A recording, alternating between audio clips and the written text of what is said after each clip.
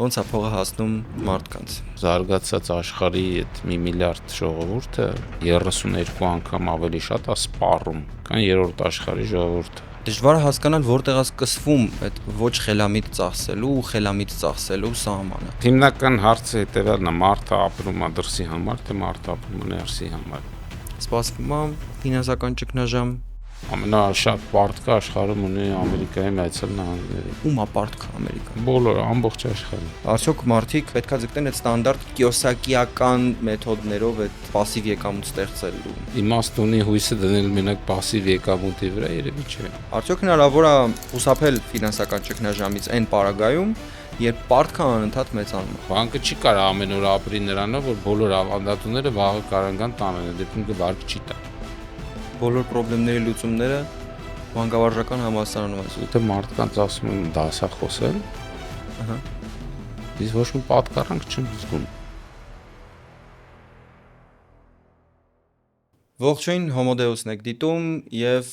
այսօրվա հյուրը Արա Չալաբյանն է։ Ողջույն։ Ողջույն Դավիթ։ Արա ջան, քեզ հետ կարելի է խոսել տարբեր թեմաներից, բայց սովորաբար քո հետ հիմնականում խոսում են ֆինանսներից ու ուզում եմ հարցնել ինչպես է ստացվել, որ դու բոլոր ոդկասթներում հենց ֆինանսների թեմայով ես որպես հյուր լինում եւ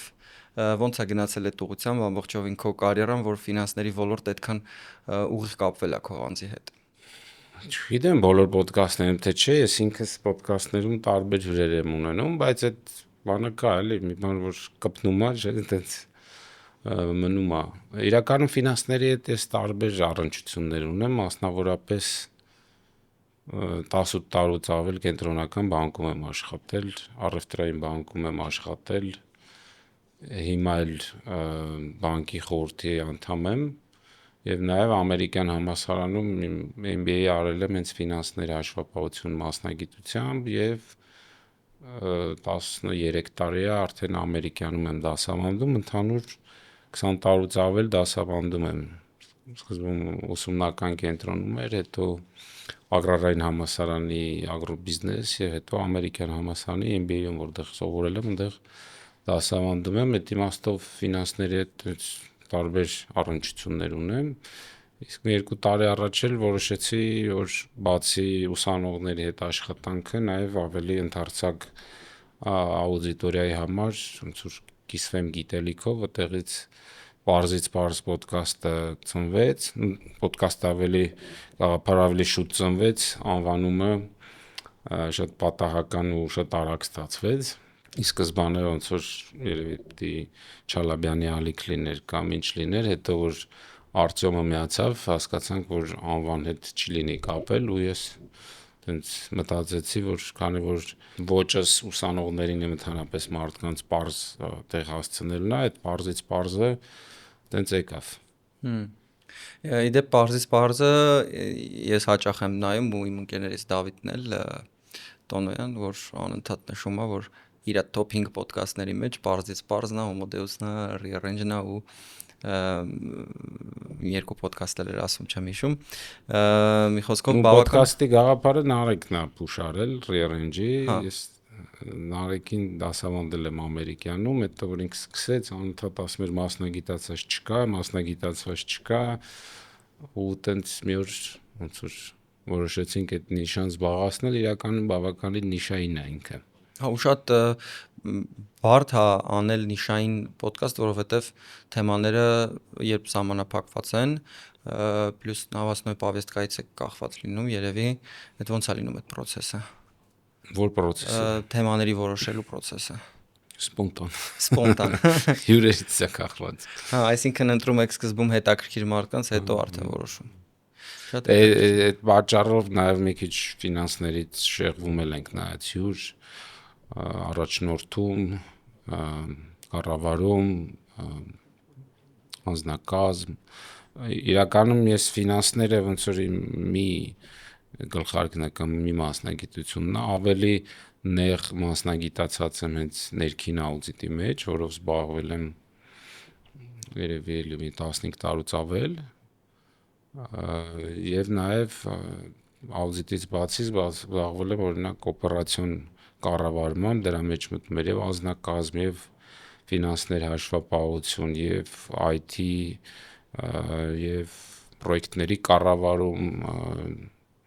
մեծ պրոյեկտների կառավարում, շենքի կառավարում եւ այլն, այսինքն բոլոր օժանդակ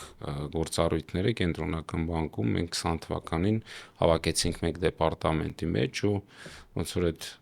աուդիտորի փորձը շարունակելով տարբեր գործառնական բաների մեջ էլ նաև մասնագիտացել ու որից ամենահետաքրքիրը իմ համար անձնակազմի կառավարումն էր, որտեղ կա այդ առաջնորդում, կառավարում, հոգեբանություն, մոտիվացիա, այդ բոլոր թեմաները մեջն են էլի։ Այդ թեմայով լեկցիա ունես YouTube-ում, որը ես նայեցի, մեր զրույցին պատրաստվելուց չէ, շատ վաղուց եմ նայել, երևի անցած տարվա կեսերին, շատ հետաքրքիր էր ու գումարելով թվերը իրար,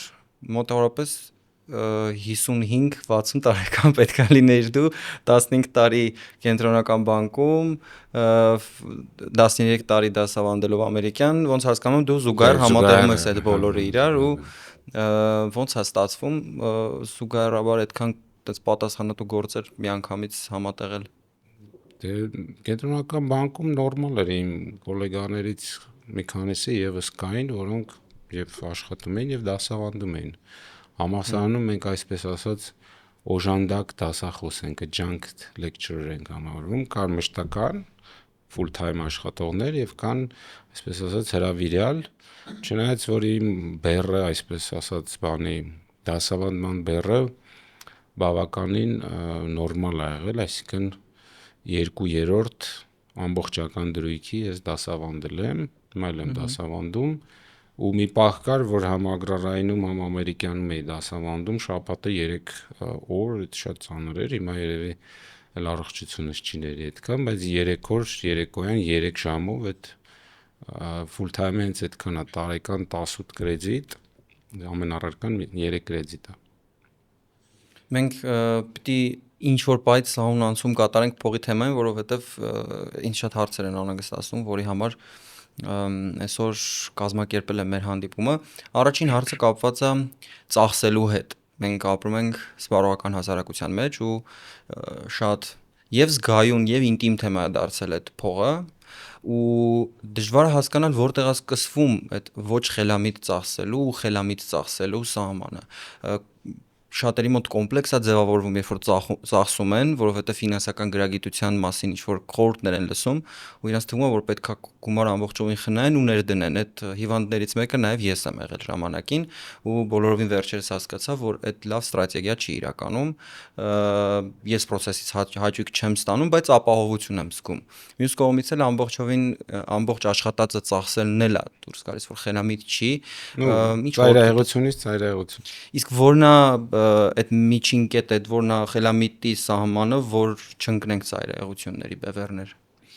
Մենք քան որ հանդիպել ենք Մորգան Հաուսելի այդ փողի հոգեբանության գրքի շնորհանդեսին, ինքը այդ գրքից հետո եւս երկուսն է գրել, են մեջտեղինը բաց թողեմ, վերջի գիրքը, որը մի քանի ամիս առաջ դուրս եկավ, ու ես քանի որ Kindle-ով կարդացող եմ, միանգամից վերցրեցի ու շատ արագ կարդացի, իրականում թեթև է գնում, բայց լավ գաղափարներ կա, կոչվում է The Art of Spending Money, փողի ծախսելու արվեստը։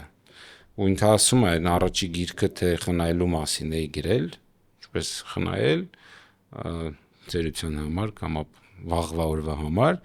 այս մեկը նրա մասին է, թե խելամիտ ոնց ծախսես փողդ ու իմ համար դա շատ լավ բաներ են վերցրել, խորհուրդ կտամ։ Հիմնական գաղափարը այն է, որ դու փորձարկ ես, ես բացի ֆինանսները մի հատ էլ տենց պիտակ ունեմ, այդ կարդալու պիտակն է,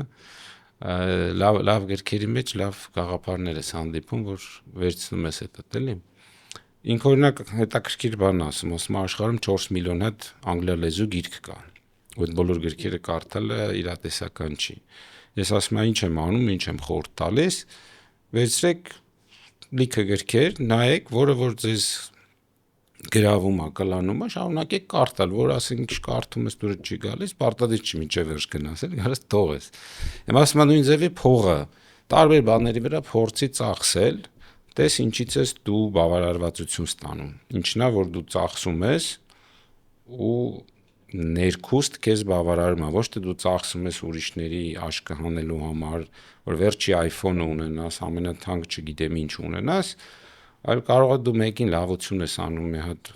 ուսանողի ես օգնում, մի հատ անտունի ես օգնում, բարեգործություն ես անում, դες կարող ավելի շատ բարարվածություն ստանամ, օրինակ ես, քան թե վերջի iPhone բռնեմ։ Ես iPhone ճիշտ ասած չեմ բռնում, չգիտեմ։ Կամ ամենավերջինը։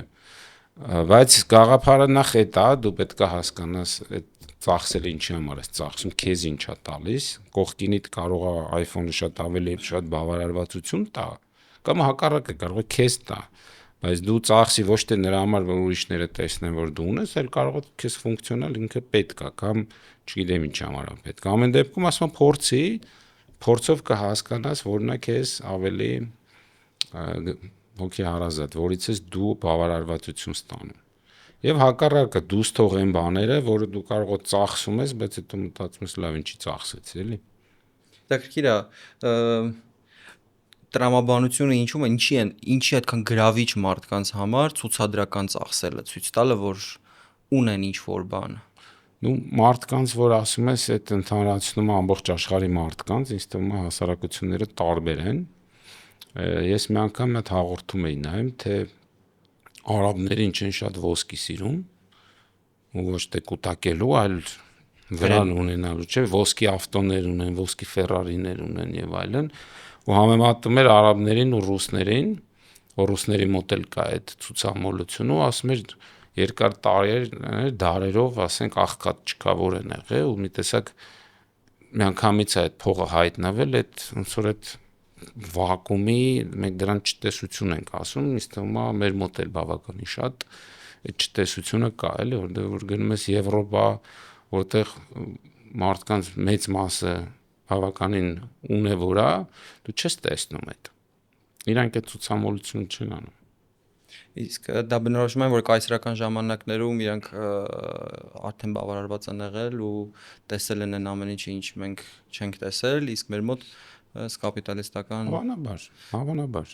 Դե ժամանակի էվոլյուցիայի արդյունքն է, չէ՞ որ մարդը ծառից իջավ, միանգամից մեկը բաներ ազնվականներ են, մյուսը չտեսել, էլի, դարերով անցել է։ Բայց գայթակղիչ չի մարդու ներքին մղումներից ելնելով իր սոցիալական դիրքը ցույց տալու համար, ամրապնդելու համար ընդգծել իր ունեցվածքը ինչ որ իրերով, աքսեսուարներով, որ ինչ լինի, էլի։ Շատ հետաքրքիր հարց է, էլի, հենց դա։ Հետաքրքիր է, որ ինչ լինի։ Այդտեղ հիմնական հարցը հետևյալն է՝ մարդը ապրում է դրսի համար, թե մարդը ապրում է ներսի համար։ Ինչքան հարգանք ձեռք բերելու համար, ասենց ինչ որ բան, որ ուրիշներն իրեն չշփոթեն նրանց հետ, ում իրենք ինչ-ինչ պատճառներով այդ մարդկանց սոցիալական կամ տնտեսական վիճակից ելնելով վերաբերվում են ինչ որ կերպ, սենց երևի բաներ կա, որ ես էլ եմ ձեր էլիտայից, էլի։ Ձեր ակումբից։ Այդ մեր մոտ օրինակ արտահայտվում է փողոցում, նայած ինչ մեքենա ես քշում, քեզ տարբեր ձևով են ընկալում փողոցում։ Բնականաբար չեն նայում վարորդով, ասենք, եթե դու ավելի տենց հասարակ մեքենայով ես, կարող ճանապարհ չտան կամ որ այդ քշեն, իսկ մի քիչ ավելի ներկայացուցչական կամ բարձր մեքենայով լինես, մեկը ճանապարհ տան, դա մի քիչ տարօրինակ, բայց այդ քո ասացի մասին է։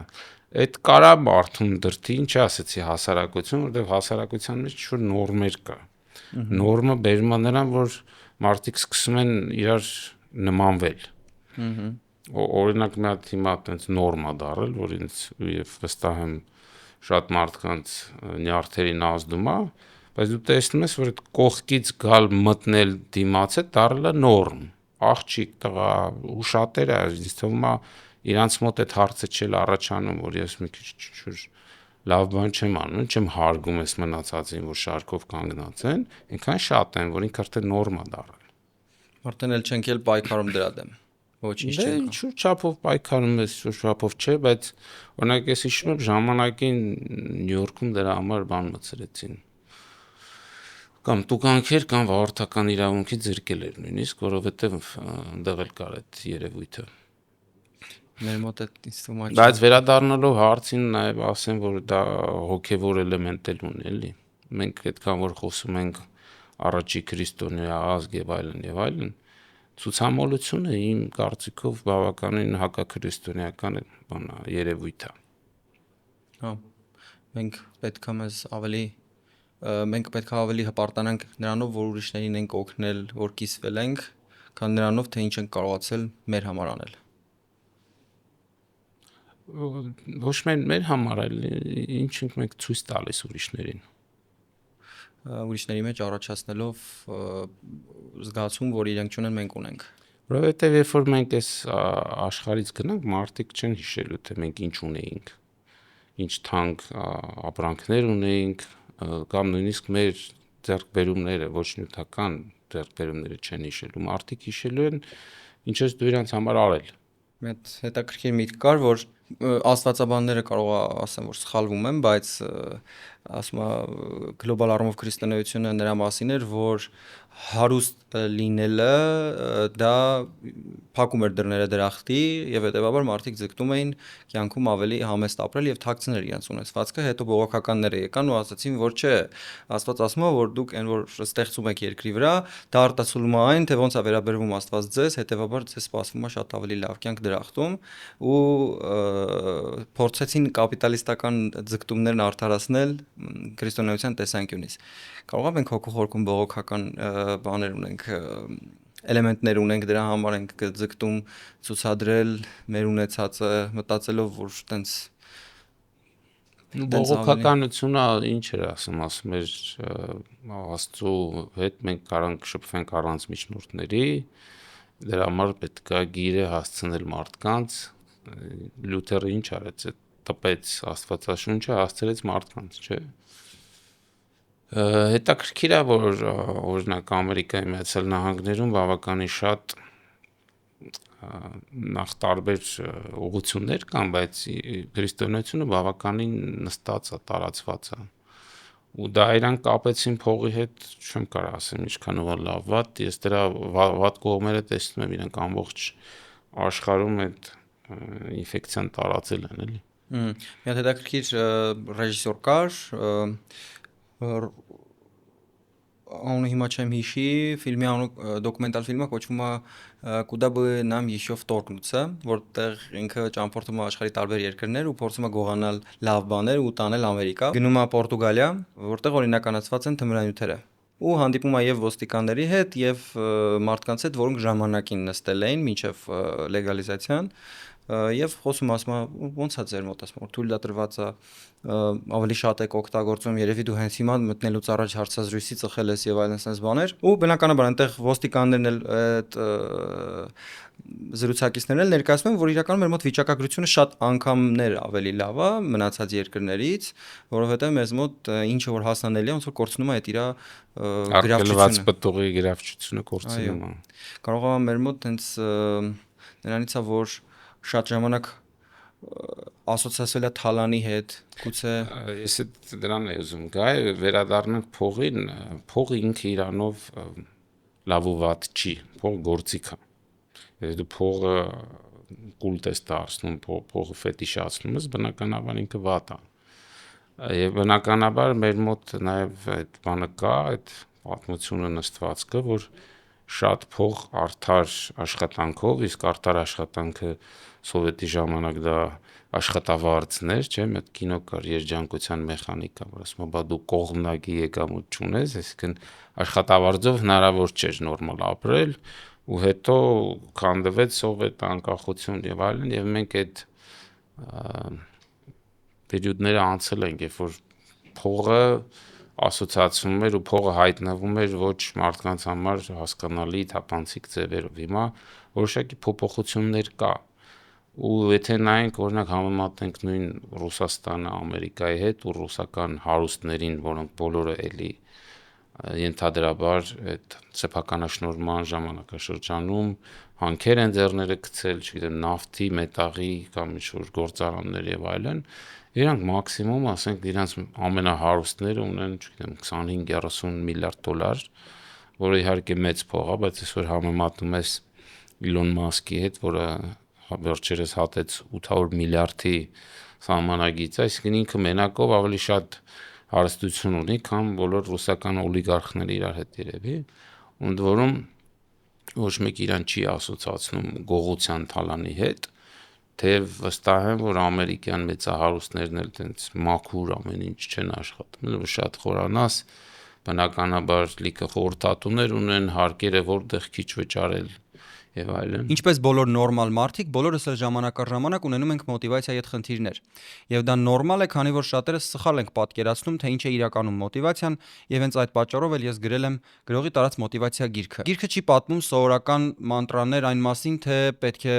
բոլորը ձգտեն առաջ գնալ եւ հասնեն մեծ բարձունքների, որովհետեւ դա է կյանքի իմաստը։ Գիրքն այն մասին է, թե ինչպես ձևակերպել մոտիվացիան եւ դարձնել այն բանաձև ձեր կյանքում, որը կախված չի լինի ոգևորությունից, լավ տրամադրությունից կամ այլ կողմնակի հանգամանքներից։ Գրքում նկարագրված են գիտական փորձեր եւ ուսումնասիրություններ այն մասին, թե ինչպես է մարդկանց մոտ առաջանում մոտիվացիան, եւ այս գիրքը կարելի է համարել առաջին գիրքը, որը գրվել է հենց մոտիվացիայի մասին։ Եթե բնակվում եք արտասահմանում, գիրքը կարող եք ձեռք բերել անկյունում նշված QR կոդով անցնելով Bookinist-ի կայք։ Եթե դեռ վերջնականապես չեք կորցրել մոտիվացիան ու կարող եք տանից դուրս գալ ու գնալ գրախանութ, ապա գիրքը կարող եք ձեռք բերել Bookinist գրախանութների ցանցից եւ մնացած բոլոր այլ գրախանութներից։ Գիրքը ձեռք բերելով դուք նաեւ կաջակցեք այս ոդքասթին, որպեսզի այն լինի մշտական եւ որակյալ։ Շնորհակալություն։ Վերջերս մի հատ էլ հետաքրքիր YouTube-ով տեսանյութ էի նայում, մի պրոֆեսոր կին էր խոսում, կոչվում է ինչու հարուստները հարկեր չեն վճարում Ամերիկայում, ու հետաքրքիր տենց դարակներով պատում էր, ասենք ասում հարուստը իր գումարը չի ծախսում, ինքը իր արժեթղթերը գրավա դնում, վարկա վերցնում, վարկից ու եկամուտը հարկ չի տա, ու էլի տենց տարբեր էլեմենտներ կա, ամեն դեպքում մեծ հարստությունը ոնց որ եւ մեծ սպորտը միշտ ինչ որ բաներ ունի, բայց արևմտյան հասարակություններում այսօր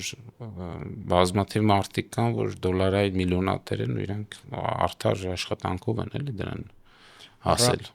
Ռամի Մալեկը մի հատ ֆիլմում էր, չէ՞, նկարվել են ինքը, որ մի քիչ տենց սոցիոպատ ծրագրավորող է, ոնց որ I am Robot, տենց է կոչվում սերիալը։ Ռոբոտ։ I Robot։ Ինչ որ մի հատ Մալիկին էս վերջերս Նյուրնբերգում էի նայում։ Ահա, ինքը այդ սերիալում մի հատ հատված կա, որտեղ իր հոգեբանը իրան հարց է տալիս, ասում է «Кого вы считаете героем?» Ում եք դուք համարում հերոս, ու ինքը սենց մտովի ասում է գուցե ես այս ասեի, որ ես համարում եմ հերոս Սթիվ Ջոբսին, բայց երբ գիտես ասում է, որ էքսպլուատացրել է էժան աշխատուժը, մարդկանց աշխատացրել է առանց երեխաներին, նույնիսկ անչափահասներին աշխատացրել է առանց աշխատավարձի կամ կոպեկների գրոշների դիմաց ու օգտվել է բոլոր հարկային արտոնություններից, որոնք գործում են արտասահմանում ու դրա պատճառով կարողացել է այսքան մեծ բիզնես ստեղծի, միգուցե այդ ժամանակ ասում է ցանկությունը կորում է հերոս համարել Ջոբսին։ Եթե երևի խորանանք բոլոր բայց այդ միտքը, որ բոլոր այդ հարստություն ստեղծելու ճանապարհները տանում են որոշակի այդպիսի խղճի ու բարոյական հարցերի ճանապարհները, որտեղ պետք է ընտրություն կատարես, որն է բան արդյոք դա չի դեմոտիվացնում կամ հակագովազդանում են, որ իրենց ազնիվ համարող մարդիկ կամ մարդիկ, որոնք կարծում են, որ իրենք 100% ազնիվ են ապրում, գրավչությունը կորում է ձգտել ավելի շատ աշխատել կամ ավելի մեծ գումարներ, որովհետև դա մեղավորության զգացում է ստեղծում, որից մարդիկ փախնում են, էլի։ Դե ճիշտն ասած վստահ չեմ, որ մեր հասարակությունում մարդիկ մեղքից փախնում են, այսօր հակառակ լրիվ գործընթացների մեջ ենք, միայն չնայած փողը դրա մեջ բավականին դեր ունի, փողով շատ մարդ պարզեր է սա դառնում։ Թե նայենք Դանթեի աստվածային կատակերգությունը, չէ, 3 կենդանի կա, որոնք բնորոշում են մարդկային տարբեր գայթակղություններ, դրանցից մեկը փողն է, մեկը իշխանությունն է եւ մեկը գիրքն է։ Փողի տեստը շատ լակմուսի տեստ է, լակմուսի թուղթ է, որ մարդկանց երևակում է, այսինքն ցույց է տալիս, թե իրականում մեջից ով էր այդ մարդը։ Որտեւ փող չունեցողը միշտ էլ տենց ձգտում արդարության, մինչև որ փողի տեստը տեսնես անցնում է, թե չի անցնում։ Ոնց որ փողի բացակայությունը, իշխանության բացակայությունը մարդուն դարձնում է ավելի կոմպլեմենտար, ավելի զիջող, ավելի սոցիալական դրական այդ հատկանիշներին հակված եւ հետո երբ հայտնվում է ազատություն, դաշտ, որտեղ դու կարող ես ինչ ուզել քեզ թույլ տալ եւ չկորցնել քո ապահովության զգացողությունը, այդտեղ սկսում են արտահայտվել մարդու իրական արժեքները։ Հնարավոր է։ Իսկ այդ դեպքում Բայց նորից էլի փողը ինքը իրանով չարիք չի։ Դա ինքը գործիք է, նայես դու այդ փողով ինչ ես անում։ Դե փողը քո կյանքի իմաստը փողն է, հավանաբար սխալ ուղղությամբ ես գնում, բայց եթե փողը լավ բաների համար ես ծախսում, լավ պրոյեկտներ ես անում ու դա պարտադիր չի բարեգործություն լինի, չնայած որ նույն Գեյթսը ինչով է զբաղվում, սոցիալական ֆիլանտրոպիայով է, չէ՞ զբաղվում, մալարիայի դեմ է պայքարում, Ալցհեյմերի դեմ է պայքարում, քաղցկեղի դեմ է պայքարում, նույն ինքը Գեյթսն էլ սուրբ չի, ոնց որ Ջոբսն էր, նույնն էլ ինքը կյանքում վստահ եմ բազմաթիվ փոքր ու մեծ մեղքեր ունի հոգու հետևում։ Այդ իմաստով, չգիտեմ, մարդկանց հերոսացնելն էլ է մի քիչ բան էլի, հերոսը ում պետք է համարես։ Արդյոք պետք է մարդկանց ընդհանրապես հերոսացնել։ Իհարկե պետք է մոդելներ, ռոլ մոդել են անգլերեն ասում, հայերեն չգիտեմ ոնց է։ Ռոլ մոդելներ, երևի, հա, տենց ռոլ մոդելներ, դերային օրինակելի կերպար։ Օրինակելի, հա, էլի պետք է հասարակությունը ընդհանրապես պետք է ձևակերպի օրինակելի կերպարներ ովքեր են, ում պետք է երիտասարդները, չգիտեմ, դպրոցներում, համալսարաններում սովորեն, ձգտեն նմանվել հավանաբար բարոյական արժեքների շուրջ։ Նոլանի Dark Knight-ը նայել ես։ Ինչը։ Dark Knight, բանի, Batman-ի ֆիլմը, որտեղ Ջոկերի հետ պայքարում են Քրիստոֆեր Նոլանի Տյոմնի ռիցեր։ Այդ ֆիլմը մի հատ շատ լավ մեսիջ կա, դեպ շատ հետաքրքիր ֆիլմ է, դուրս է եկել ստանդարտ այդ հերոսների, սուպերհերոսների գաղափարից ու շտխորը փիլիսոփայական ֆիլմ է, այդ ֆիլմում մի հատ լավ արտահայտություն կա, ասում է կամ դու մեռնում ես որպես հերոս, կամ ապրում ես այնքան, մինչև դառնաս սրիկա։ Ու բոլորի համար է դա այդպես գործում, ֆիլմի վերջում էլ հենց Բեթմենը իրան ոնց որ զոհաբերում է, որպեսզի քաղաքի գլխավոր դատախազը հերոս կոչվի, էլի, մինչդեռ դատախազը այնտեղ Ջոկերի հետ մենամարտերում մի քիչ կորցնում է իր ինքնատիրապետումը։ Հերոսի թեմայով բան կա, էլի, մեր մոտ շատ ընդունված էր, կարծում եմ հիմա էլ է ընդունված, որ հերոսը այդ մարդն է, որ ինչ որ մի հատ իրավիճակում ինչ որ մի հատ տարարք արել, որը երևի թե ուրիշները չէին անի։ Օրինակ, չգիտեմ, նռնակը հանել է, այթացրել է մի ժամանակ այդ Նելսոն Ստեֆանյանն էր, բնականաբար Արցախյան պատերազմներում մենք տարբեր նման կերպարներ ունենք, հա։ Այդտեղ օրինակ դժվարը այդ հերոս դառնալուց հետո ապրելն է, ավելի դժվար է այդ բեռը կրելը, որովհետև դրանից հետո մարդիկ ակնկալում են, որ դու բոլոր իրավիճակներում պետքա վեր լինես ամեն ինչից, համարյա այտենց Քրիստոսին հավասար մարդ լինես, էլի, իսկ այդ մարդը ինչ որ իրավիճակում իրացիոնալ կամ այլ ձևով է գործել, բայց հետո ինքն էլ է գալիս վերադառնում է, սովորաբար դա պատերազմական իրավիճակ է, չէ, գալիս է տուն, պետքա ապրի, պետքա աշխատի, պետքա տուն պահի եւ այդտեղ գալիս են կյանքի տարբեր խորտուբորտները ու հաճախ վարվում է, որ մնացած մարդկանց պես մարդ է, էլի, այսինքն իմ համար ավելի կարևոր հերոսն է, որ իր ամենօրյա կյանքով իրականացնում է, ապրում է այնպես, որ ոչ բոլորն են ապրում ու այդ ապրածով ինչ որ խնդիրներ է լուծում, ինչ որ հայտնագործություններ անում, ինչ որ բարի գործեր անում, ինչ որ նոր դռներ է բացում մարդկանց համար, երիտասարդների համար, էլի, որովհետև մի իրավիճակում շատ կարճ է հերոսանալ կամ հակառակը ոնց որ պահի էլեմենտ ունի, էլի, շատ արագ է տեղ ունենում, բայց հետո դրանով ապրելն է դժվար։ Հա, շատ խորը ու զգայուն թեմա է, որովհետև մարդիկ բնականաբար ամբողջ պատկերին չտիրապետելով անում են շատ սեգմենտավորված տեղային ենթադրություններ եւ հետո իրանք իրենց ենթադրություններից հիասթափվելով մեղադրում են ուրիշներին, մարդկանց, որոնք իրականում ընդհանրապես դրանով մեղավոր չեն։ Մենք բոլորս էլ կա բաների Իսրայելի մասին կոչվում է արդեն Startup Nation-ն է։ Հմ։ Այդտեղ գիրքը կարծեմ մի հատ էլ ուրիշը կա, լավ, կամ Startup Nation-ն է, կամ կոչվում է Age of Israel, կարծեմ Age of Israel-ն է։ Որ 70-ական թվականներին Յոմ Կիպուրի պատերազմն է լինում, ու իրանք շատ տենց ցավոտ հարված են ուտում, ուղղագին կյանքեր են կորցնում, բավականին երկիրը փոքրանում է, հետո կարողանում են ոնց որ տակից դուրս գան, բայց այդ գրքում հետաքրքիր բան կա, որ այդ ժամանակ իրանց հերոսները պատերազմի գեներալներն էին, որոնք պատերազմում ուրիշ իրավիճակ է, մարդու ուրիշ ձև են, հետո որ գալիս է խաղաղ կյանք, այդտեղ լրիվ ուրիշ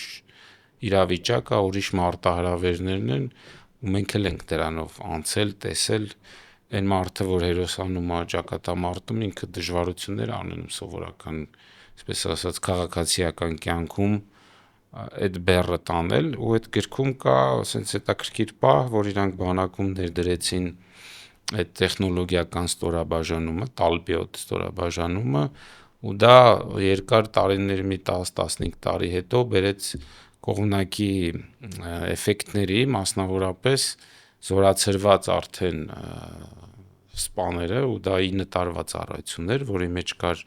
3 տարի բակալավրիատի ուսուցում եւ 6 տարի ծառայություն։ Բոլոր այդ ծրագրում ընտրում էին լավագույններին՝ ֆիզիկա, մաթեմատիկա, համակարգչային ոնց որ իմացություն։ Այդ ծրագրի շրջանավարտները, որոնք արդեն բանակից զորացրվում էին, հիմնադրում էին ստարտափներ կիբեռանվտանգության, տարբեր հաղորդակցության, IT-ի հետ կապված եւ այլն, ու իրանք բերեցին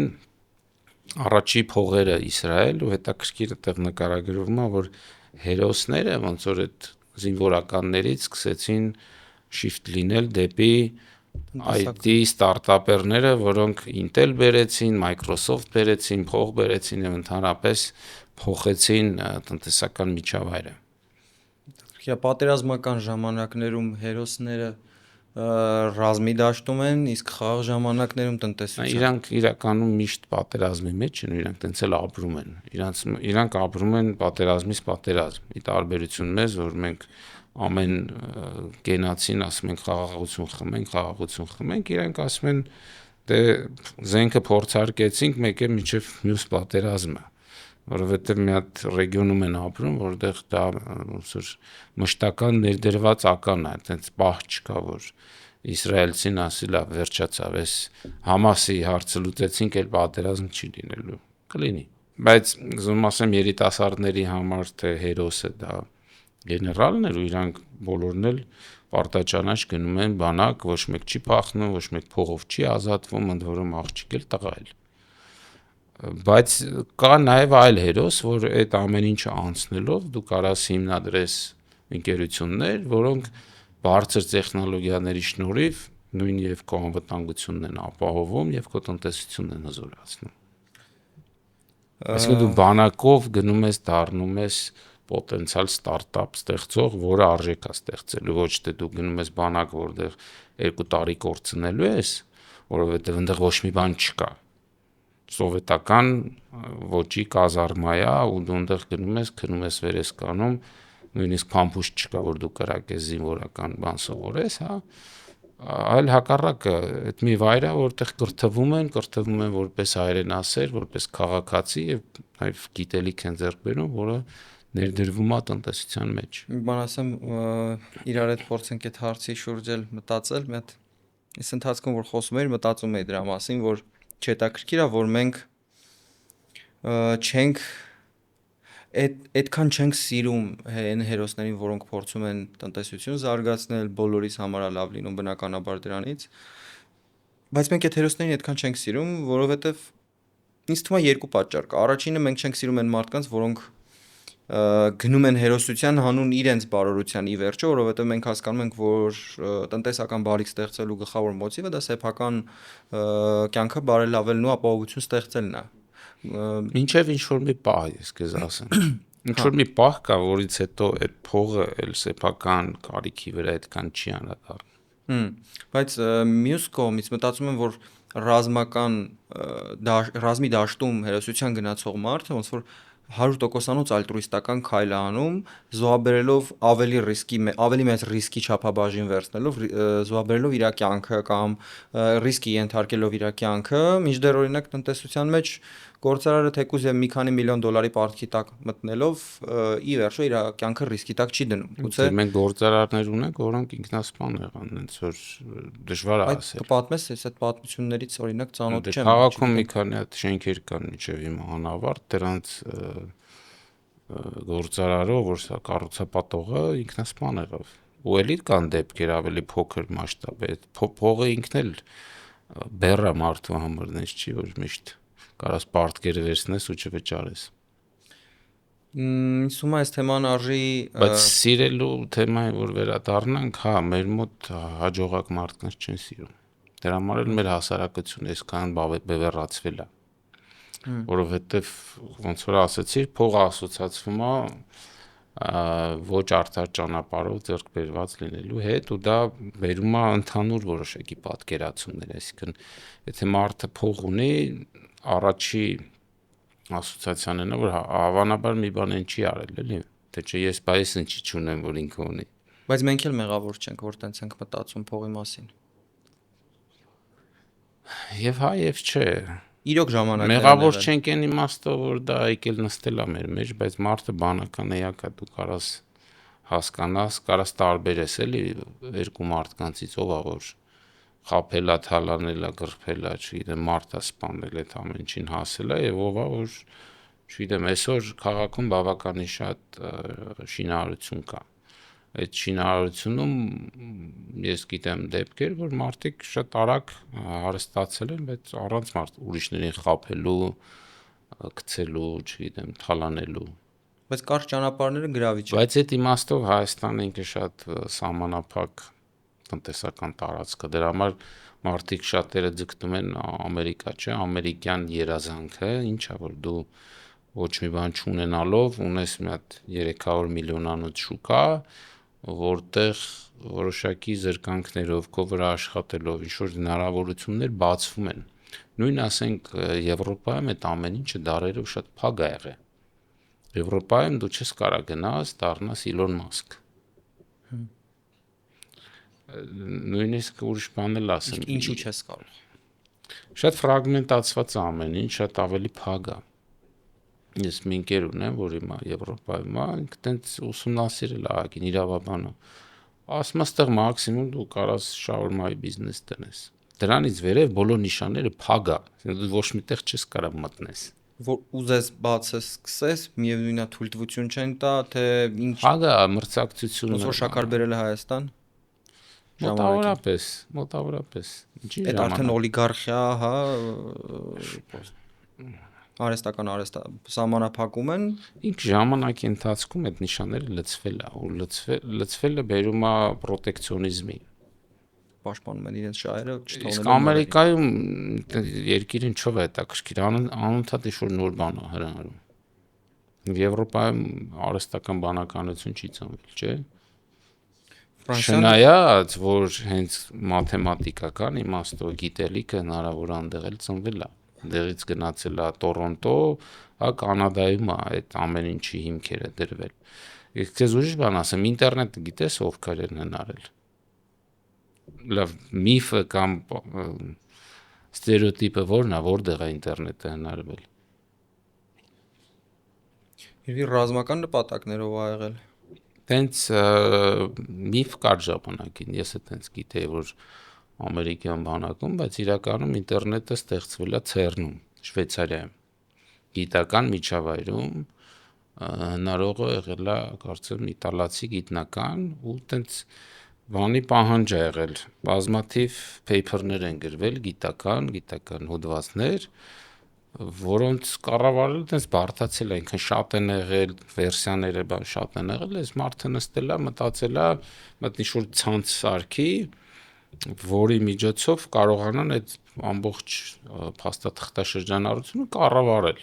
Ու տես տարբեր կոմպյուտերներ կպսրել էր, ցանց է սարքել։ Ու քանի որ CERN-ը ինքը ոչ առևտրային կազմակերպություն է, իրանք ըստ էության բացել են այդ բանը, շատ հետաքրքիր գիրք կա, կոչվում է Ամերիկանա, որտեղ այդ ամերիկյան տարբեր էպոխաները, հա, այդ ժամանակաշրջանները նկարագրված է, մեկը ինտերնետն ասում է այդ սիլիկոնյան հովտին, տես մի բան էր պետք ձրի, միտեղ մեկը իրանք R&D չեն արել, հետազոտության վրա փող չեն ծախսել, մեկը ձրի հանել դրել է, ու իրանք դա վերցրեցին, ինչ արեցին, կոմերցիալիզացիա արեցին, ճիշտ է, դրանից մինչև հիմա ինտերնետից փող է դուրս գալիս։ Բայց այդ եմ ասում, Եվրոպայում ստեղծվել է, բայց որպես փողի ապարատ ինքը Եվրոպայում չի աշխատել, գնացել է մի հատ մեծ շուկա, որտեղ մասնագիտացած են փող ստեղծելու վրա։ Շատ բան գիտակցված ու ռացիոնալ շուկա է Եվրոպան։ Չկա այդ գերսպառումը, չկա այդ բանը մեր կողմից մեզ շատ ծանոթ այդ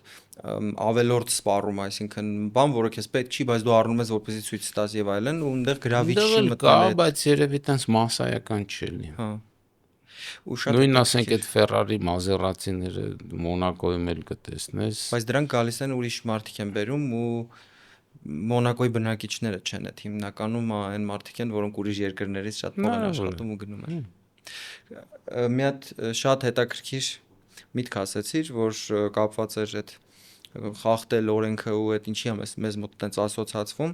Մի գիրք էի կարդում, մեջը նշում էր էվոլյուցիայի տեսանկյունից մրցակցությունը ոնց է ազդել ցանկացած տեսակի ու էվոլյուցիայի վրա ու օրինակը բերում էր սեկվոյա ծառերի վրա,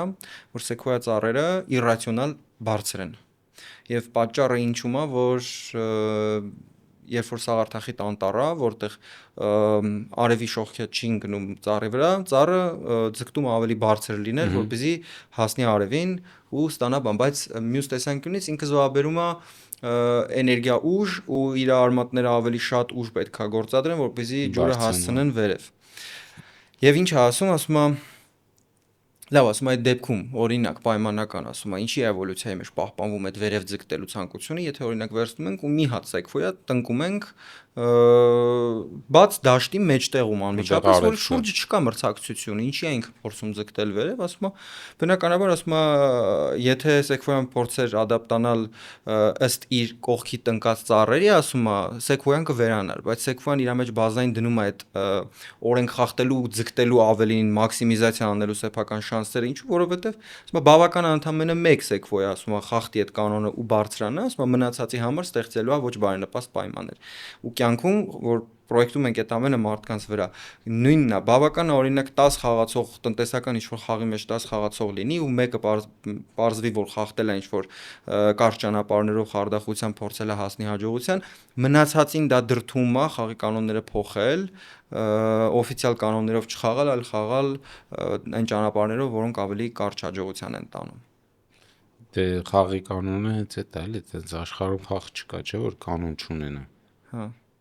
Թղթախաղ կլինի, գնդակով խաղ կլինի, ցանկացած խաղ պետք է ունենա իր կանոնները, այլապես խաղ չստացվի։ Շատ լավ, ուզում եմ խոսենք пассив եկամտից։ Նույն Մորգան Հաուզելի մասին որ խոսեցինք, իր այն տերմիններից մեկն էի լսում, Diary of CEO-ի մոտ,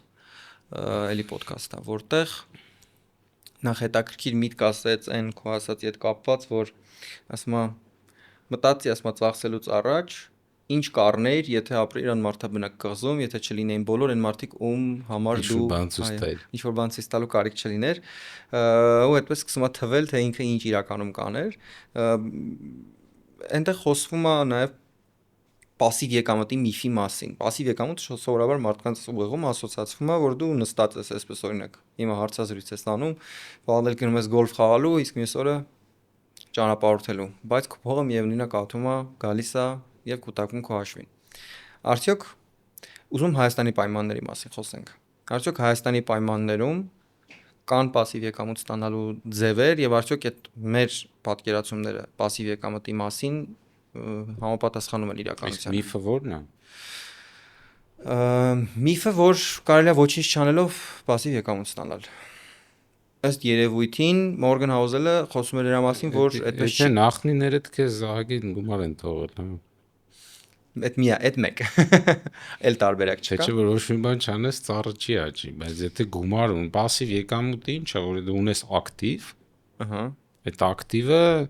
աշխատում է նույնիսկ այն ժամանակ, երբ որ դու քնած ես, այսինքն ունես ավանդ, վրան տոկոս է գալիս, ունես պարտատոմս կուպոն է գալիս, ունես բնակարան, որը տվել ես վարձով, վարձավճար ես հավաքում, դրանք պասիվ եկամուտներ են։ Այսինքն դու ամեն օր առավոտը չես գնում 9-ից 6 աշխատում, որ քեզ աշխատավարձ տան, այլ այդ աշխատավարձներով գուցե խնայել ես ինչ որ ակտիվ ես ձեռք բերել կամ հենց մենակ դրամ ես կուտակել խնայողություն, որը ինչ որտեղ աշխատում է, մի քիչ ավելի ռիսկային կամ պակաս ռիսկային ներդրման մեջ։ Փուչիկը խնդիրը այստեղ որն է, որ մարդկանց ընկալման մեջ пассив եկամուտը դիտարկվում որպես իդեալական пассивություն։ Չկա ոչ մի բան անելու կարիք, չկա ոչ մի գործողության կարիք, մինչդեռ հաուզելի հարցազրույցում ինքը ասում է, թե դուք վարձով տուն եք առնում, վարձով եք տալիս, ասում եմ, մի անգամ փորձեք։ Մի անգամ փորձեք, հələ տեսեք, սանտեխնիկի հետ գործ չեք ունենալու, մակրոհու հետ գործ չեք ունենալու, վերանորոգողների հետ գործ չեք ունենալու, ասում անընդհատ ինչ-որ քաշքշուկների մեջ եք, ասում չկա пассивություն։ Ամենալավը բանկի ավանդն է, էլի, կամ պարտատոմսը։ Դա անեկդոտ կա, չէ՞։ Մեկը գործ չունենում, ընկերը Ամերիկայից գումար ա ուղարկում, ասում է տար ավանդիր, տոկոս ամեն ամիս կվերցնես, ասում է կեսը կուղարկես ինձ, կեսը քեզ կպահես, էլի։ Դա տենց մի որոշ ժամանակ հետո ընկերը տենում, ասում է, ոնց էս ինչ կա, չկա։ Դե պատմում է, բան, ասում է, ինչ ես տա, խուր, ասում է, դա ասում է, սա գործ է, ես եմ անում, կեսը տանում։ Այդ պասիվ եկամուտն է։ Իմաստ ունի Հայաստանում ցկտել այդ пассив եկամուտի, նկատում եմ միջին վիճակագրական մարդուն, որովհետև գլոբալ առումով բոլորի նպատակը ոչինչ չանելն ու փող ստանալն է, բայց բնականաբար բոլորս հասկանում ենք, որ դա իր մեջ որոշակի առասպելաբանություն ունի ու ժամանակակից աշխարհում հաշվի առնելով նաև տնտեսական փոփոխությունների արագությունը գրեթե անհնարին մոտ է, նույնիսկ ավանդ դնելով այդ տարիներ շարունակ հանգիստ ու ոչինչ չանելով շարունակել ապրել։ Ուզում եմ մի քիչ հարցի ձևակերպումը լավ չեմ հասկանում։ Իմաստունի пассив եկամուտ ստանալ իհարկե, իմաստունի հույսը դնել մենակ пассив եկամուտի վրա երևի չէ։ Բայց եթե դու աշխատում ես, նորմալ աշխատանք ունես, նշանակում է գումար ես վաստակում։ Միջինում 300,000-ով հաշվենք, բայց արդյոք դա կարա թույլ տա մարդուն իմաստունի այդ շրջանում մարդը ձգտի։ Ես ինչ եմ հարցնում, որ պայմանական միտեղ լսում եմ, ասում էր մի կենտրոնացեք նրա վրա ոնց ստեղծեք пассив եկամուտ, կենտրոնացեք նրա վրա ոնց ձեր չեկը մեծացնեք օրինակ։ Որովհետև եթե դուք այսպայն աշխատում եք պայմանական $1000, դա նվազագույնս պարողական զամբյուղ բավարարելու համար կհերիքի։ Ձեզ պետք է մի քիչ ավել աշխատել, որ զրկանքների չգնալով ռացիոնալ արագությամբ ստանաք որոշակի դիվիդենդներ, որովհետև հա, որ հիմա 300,000 դրամ աշխատավարձ ստացող մարդը ամեն ամիս 100,000 դրամ իր աշխատավարձը մի կողմների կյանքի որակը իր իջեցնի մի փոքր, չի ճամփորդի, ես չի անի, ինչի անի, հա, 63 տարեկանում կկուտակի մի $50,000-$60,000։ Ինչ կտա դա իրան 50-60 տարեկանում արդյոք պետք է այդ կուտակած փողը կամ ինչ որ բան կտա այդ հաճույքը կստանանք դրանից թե չէ։ Այս իմաստով եմ ուզում հասկանալ, արդյոք մեր տնտեսական պայմաններում, երբ միջին աշխատավարձը 200-ից 300-ն է, նույնիսկ ավելի ցածր 120, եթե չխոսեմ 120-ից 200-ն է, 300 արդեն համարվում է բարձր։ Արդյոք մարդիկ պետքա ձգտեն այդ ստանդարտ կիոսակիական մեթոդներով այդ пассив եկամուտ ստեղծելու։ Այ ամենաբարձր վերադարձելիությունը կարծում եմ ունի կրթությունը։ Իհարկե ոչ թե այն է, որ մարդիկ ասում են դե երեխեն բարձրագույն ունի, բայց գործ չունի, դրա մասին չի խոսքը։ Բայց կրթությունով մարդը 300,000-ից կարա 3 միլիոն գնա, որում Հայաստանում ուղիղ կորելացիա կա, չէ՞, ասենք Հարվարդ ու Օքսֆորդ ու Ստենֆորդ համաշխարհային 10 top 10 համալսարաններում սովորածների ու այնտեղ ավելի շատ է, ընդ որում դրա մասին Ջերբաշյան Տիգրանն է բարբերաբար ասում, որ լավ համալսարանները հրապարակում են, թե ինչքան իրանց շրջանավարտները, ինչքան են վաստակում ավարտելուց անմիջապես հետո մի տարի հետո, 2 տարի հետո մեր մոտ այդ տվյալները փակա չկա, այսինքն մենք չգիտենք մարդիկ համալսարան սովորում են, հետո իրանց մոտ աշխատանքի իմաստով ինչ որ բան փոխվում է, թե չէ։ Դե իմաստով հա, բայց մենակ Հարվարդը չի։ Մեր մոտ էլ նորմալ կրթություն ստանալով երեխեքը կարողանում են իրանց վաստակը բավականին բարձրացնել ու մեր մոտ շուկան ոնց է մի կողմից ունենք գործազրկություն, բայց ոչ կվալիֆիկացված, ոչ որակյալ աշխատուժի եւ ունենք որակյալ աշխատուժի խիստ դեֆիցիտ։ Այսինքն, եթե դու հասկանում ես որտեղ է որակյալ աշխատուժի դեֆիցիտը եւ կարողանում ես կրթվել ու դրա համար աստղաբաշխական գումարներ չեն պետք, գումար պետք է, բայց ավելի խելամիտ։ Դու կարաս գումարդ ներդնես այդ կրթության մեջ, գնաս ավելի նորմալ, քո ասած չեկդ բարձրացնես, հետո սկսես խնայել, ոչ թե առաջ օրվանից սկսես խնայել, ինչա որ խնայես։ Իսկ այդ տեսանկյունից նշանակում է հայկական համալսարաններում կրթություն ստանալը բավական է, որովհետև որակյալ աշխատուժի խնդիր ունենք, բայց միաժամանակ նաև համալսարաններում ուսանողների թիվը տենց գլոբալ չի պակասել, նույն անհամաչափ ոչ գծային, սենց ասեմ, բան կա, էլի, տարբերություն կա, որ այստեղ օրինակ ուսանողների թիվը իդ պլյուս մինուս ասենք մի 5%-ով 10%-ով է փոխվել, եթե առաջ ավելի շատ էին դիմում կամ հիմա հակառակը, բայց աշխատուժի որակի խնդիրը շատ ավելի ոնց որ մեծ ազդեցություն ունի, ավելի զգայուն է։ Հիմա համալսարաններում պակասել է բավականին դիմորդների քանակը։ Բայց արդյոք համալսարան ավարտելով մարդիկ դառնում են այդ պրոֆեսիոնալ կադրը, որի մենք ընտրում ենք։ ենք ամերիկյան համալսարանը ավարտել, համակարգչային գիտելիքներ։ Okay, բայց ամերիկյանով չենք չափում, Հայաստանը դա ամերիկյան համալսարանը չի։ Ինչա։ Հայաստանը դա պոլիտեխնիկն է, Երևանի պետական համալսարանն է։ Մյուս աղջիկս Երևանի պետական բժշկական համալսարանը ավարտել, երկուսն էլ նորմալ ժամանակակից աշխատանք ունեն։ Դա նրանից չի, որ քեզնից լավ գեներ են ժառանգել։ Դե մենք համալսարանի մասին ենք խոսում։ Բայց մեկը մյուսին կարան գումարվեն, չէ՞։ Բնականաբար։ Այսինքն մեր աշխատուժի խնդիրը նրանում է, որ մարդիկ մինչև վերջ համալսարան չեն ավարտում կամ չեն էլ ընդունվում։ Ընդհանրապես ասած, եթե ուզում ենք արդար հասարակություն կառուցել, կրթությունը պետք է մատչելի լինի շատերին, բոլորին։ Ինչ որ մի մակարդակ եւ օրինակ նույն Եվրոպայում, Կանադայում կրթությունը բավականին մատչելի է, եթե չասենք տեղեր կա, որ ընդհանրապես անվճար է։ Սլովենիայում, օրինակ։ Շվեդիայում, իմ ընկերը Շվեդիայում է ապրում, վերջի մի 20 քանի տարին։ Մինչև հիմա սովորում է։ Անվճար է այստեղ։ Ընդ որում, էլ ճարտարապետություններ սովորել հիմա սովորում է օդաչու, չգիտեմ, տեխնոլոգիական բաներ սովորում ու լրիվ անվճար է։ Ու Շվեդիան բավականին սոցիալական արդարության տեսանկյունից բավականին առաջավոր երկիր է։ Այդ իմաստով կրթությունը չպետք է լինի արտոնություն, չպետք է լինի միայն էլիտաների կամ փող ունեցողների համար, եթե մենք ուզում ենք երկիրը էապես այլ մակարդակի գնա, մենք ուրիշ տեղերից պետք է ոնց որ պակասացնենք, բայց կրթությունը դարձնենք մատչելի եւ որակյալ։ Մատչելի չի նշանակում անորակ երեխեքին 10 տարի ուղարկես դպրոց, բայց բան չսովորացնես, նույնն է ինչ որ թանկ լինել, ինչ տարբերություն։ Ինչքան էլ էս խոսքերս թող չդիտարկվի որպես ակադեմիական կրթության դեմ ինչ որ ուղղված բանի, բայց համալսարանական կրթությունը բավական մեծ խնդիրներ ունի ու դրա համար հիմա ինքը իմ կարծիքով չի կարողանում պատրաստել համապատասխան կադրեր շուկայի համար եւ դեֆիցիտի մեր համալսարանական թե ընդհանրապես գլոբալ համալսարանական համակարգը, չնայած որ նայում ենք մի քիչ այդ աշխարհի թոփ համալսարաններում բավական ավելի առաջընթաց կա, իսկ մեր մոտ ընդհանրապես շատ հին սովետական մի մեթոդաբանություն է օգտագործվում ու ժամանակակից աշխարհին ընդհանրապես ռելևանտ չի, դրա համար մենք ունենք նույնիսկ ավարտածների դեպքում ոչ կոմպետենտ մեծ խումբ մարդկանց, որոնք չեն համապատասխանում շրջանում մեր մոտ էս վերջի 35 տարում կրթությունը ամենաքիչ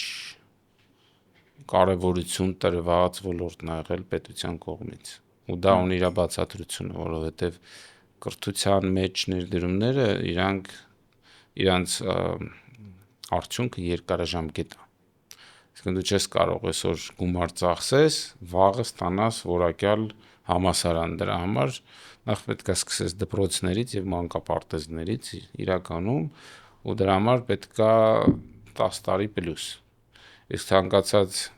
քաղաքական իշխանություն գալիս է 4-5 տարվա ընտրական ցիկլով, չգիտի 10 տարի հետո ինքը կլինի, 10 տարվա հետոյի արդյունքը ում կարա վաճառի, իսկ օրինակ ասֆալտ անելը կարելի ասել ունենք Վաշինգտոնից լավ ասֆալտ ունենք, չնայած որ արդեն փողոցներում ունես փոսերա, որ Վաշինգտոնը ծխում է ընկնում։ Լուր։ Ու դա վերջի 35 տարում է եղել, դա երբեք կրթությունը առաջնահերթություն չի եղել, մեր համալսարանները իրանք արխայիկ են։ Ամերիկյան համալսարանը, երբ որ ստեղծվեց, ինքը միայն մագիստրոսական ծրագիր ուներ, ու դա հատուկ էր արված, որպեսզի ինքը չմրցակցի մեր պետական համալսարանների հետ եւ ուսանողներին չտանի, բայց անցավ երևի 20 տարի, 20 քանի տարի, եւ մեր համալսարանները ոչ մի բան տեղի չէր ունեն, ոչ մի բան չէր փոխվում, 60 տարեկան դասախոսները դառնում են 70, 80, այդ քննությունների ձևերը, այդ թղթաբանությունները մինչև հիմա օրինակ ինձ մեկ կանչում են պետական հանձնաժողովների, այդ նույն թղթաբանությունն անիմաստ ստորագրություններ լրացնել ձեռքով էս դարում, որ ոչ մի բան չի տալիս, բայց ուղղակի ձևա ոչ մեկ ջանքել չի գործադրում փոխելու, ու ի վերջո ամերիկյան համալսարանը բակալավրիատ մտցրեց, որովհետև մեր մոտ բան տեղի չէր ունենում, մինչև հիմա էլ տեղի չի ունենում։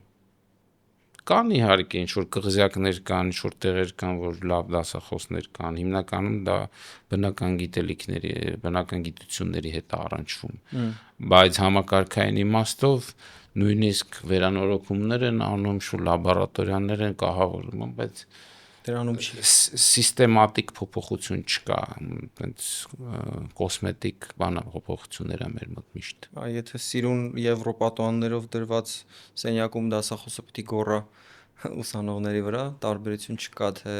պատերը ինչ գույն են կամ ու սկսած հոգաբարձուների խորհուրդներից, չէ, նախկինում մեղադրում էին, որ քաղաքականացված են, դե հիմա էլ ուրիշ քաղաքականացված են, ինչ տարբերություն։ Homodeus podcast-ը ամբողջովին նկարահանվում եւ արտադրվում է Spin Ideas Agency-ում։ Այստեղ կարող եք ոչ միայն նկարահանել ձեր podcast-ները, այլ նաեւ կարող եք ձեռք բերել ծառայություններ ձեր ընկերության մարքեթինգի, բրենդինգի եւ այլ ուղղություններով։ Ծառայություններից օգտվելու համար գոյություն ունի ստանդարտ արժեք եւ հատուկ արժեք, որը տրամադրվում է Homodeus պրոմոկոդը նշելով։ Եթե որոշել եք ձեր բիզնեսը բարձրացնել նոր մակարդակի, ապա զանգահարեք նշված հեռախոսահամարով։ Այդ լավ,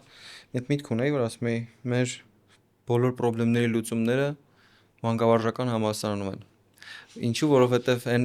որ ասում ես օրինակ մանկապարտեզից սկսենք, բայց այդ մանկապարտեզից սկսելը երեխաներից չէ, հակառակը դաստիարակներից։ Մարդիկ, որոնք ձեռք են բերում մասնագիտություն ու այդ երեխաներին դաստիարակում են, ամեն ինչ իրենցից է սկսվում։ Այդ լավ տեղ խփեցիր իրականում, մանկավարժական համալսարանը մեր մոտ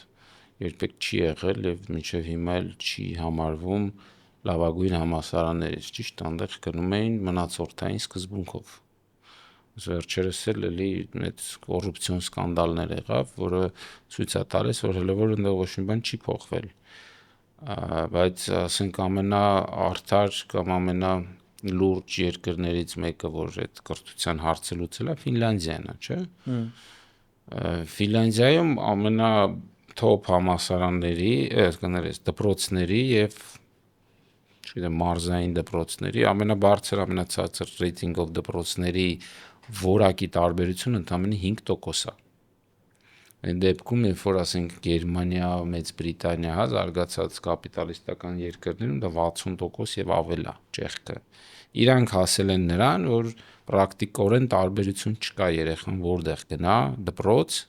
ինքը ստանալ է նույն լավ որակի կրթությունը։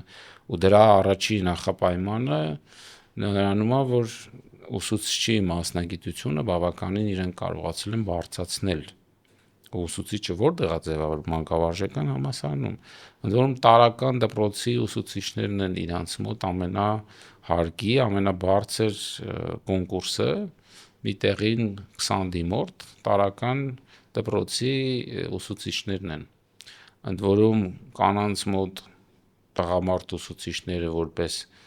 ամուսնական զույգի տեխնացու երկրորդ տեղում են ռեյտինգով հրշեջներից հետո, իսկ տղամարդկանց մոտ առաջի տեղում են կին ուսուցիչները, այսինքն հասարակությունը ինքը եկել է նրան, որ ուսուցիչը այդքան հարգված մասնագիտություն է։ Нам еще далеко до этого. Օրինակ նույն բան ասենք Ամերիկայում չի ստացվում, որտեղ Ամերիկայում փողը ինքն կարևոր է, որ եթե դու այդքան լավ ուսանող ես եղել, գնաս ինվեստիցիոն բանկեր կաշխատես, пассив եւ ակտիվ լիքը եկամուտներ կստեղծես, կանց թե գնաս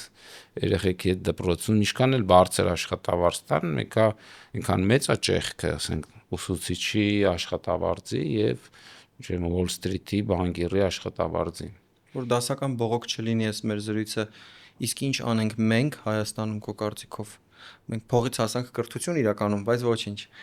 Այս թեման լավն է, էլի ուզում եմ եզրափակել ինչ-որ փոխկապակցված է։ Ահա, ինձ ճիշտ է։ Իսկ ոնց Հայաստանում այդ խնդիրը լուծենք։ Այսպես ինչից է պետք սկսել, ինչ կարող անեն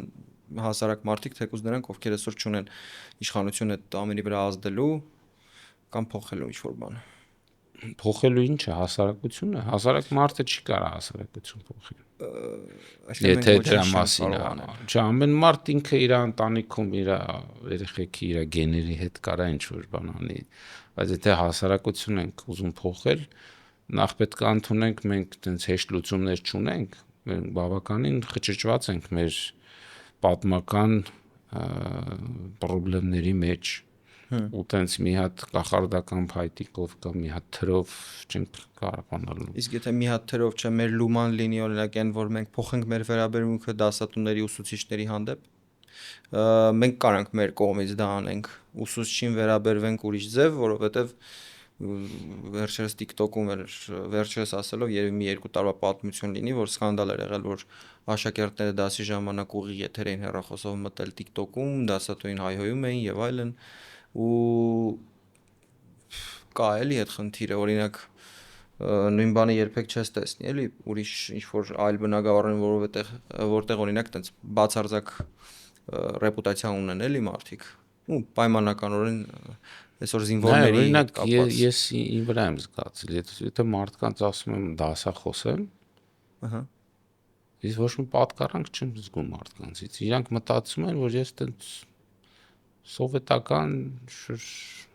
պետական համասարանի կաշառակեր դասախոս եմ հավանում, այսինքն ուրիշ տեղ չես կարողացել գնաս, ստիպված մնացել ես դասախոս։ Հա, մոտավորապես, դրա համար ես գուցե գիտակցաբար, գուցե անգիտակցաբար միշտ ասում եմ, որ ես ամերիկյան համալսարանի դասախոս եմ, չնայած ոչ բոլորի մոտ է դա ճտում, բայց ամերիկյան համալսարանը իր բոլոր լավ եւ թեր կողմերով կարևոր առանձնահատկություն ունի, այնտեղ կոռուպցիա չկա։ Այնտեղ օրինակ ուսանողները կարող է արտագրեն իրարից, բայց երբեք դասախոսների ես դեպք չեմ լսել, որ դասախոսին կաշառք տված լինեն գնահատականի համար։ Բայց մեր մոտ այլ տեղերում միշտ այդ ստերեոտիպը կա, այսինքն որ ասում ես դասախոս, ոչ մեկ չի մտածում, որ դու չգիտեմ ֆինանսների գիտակ ես կամ ինչ-որ բանի գիտակ ես եւ դրա համար ես դու դասավանդում, ոչ թե դու ուրիշ ճար չունեիր, գնացել ես ու տենց ակնոցներ էլ դնում ես։ Հիմա որ ասում ես փոխենք, այդ փոխել այդքան հեշտ չի, բայց համալսարանը մանկավարժական շատ կարևոր դեր է տանում, որտեղից դու կունենաս ուսուցիչ, որը կլինի բարձր, իր բարոյական եւ մտավոր բոլոր ատրիբուտներով ու պետությունը իրան կվճարի այնքան, որ մարդը ոչ թե գնա կոդ գրի, հա, օրինակ այսօր մեր մոտ այդ IT շուկայում բանա, չէ, բոլորը ձգտում են IT-շնիկ լինել, բայց IT դասավանդող ոչ մեկ չի ուզում լինել, որտեղ այդ դասախոսին չեն վճարում, իսկ կոդ գրելու համար լավ վճարում են։ Այսինքն բաներ կա խախտված է ու դա պետական սիստեմատիկ համակարգային մակարդակով դու այդ բալանսները պետք է տաս։ Ամեն մարդ կամ մարդկանց փոքր խումբը չի կարա դա անի։ Հասարակական պահանջը պետքա դրան նախորդի, թե պետքա դա անեն ու դրանից փոխվի հասարակության վերաբերմունքը։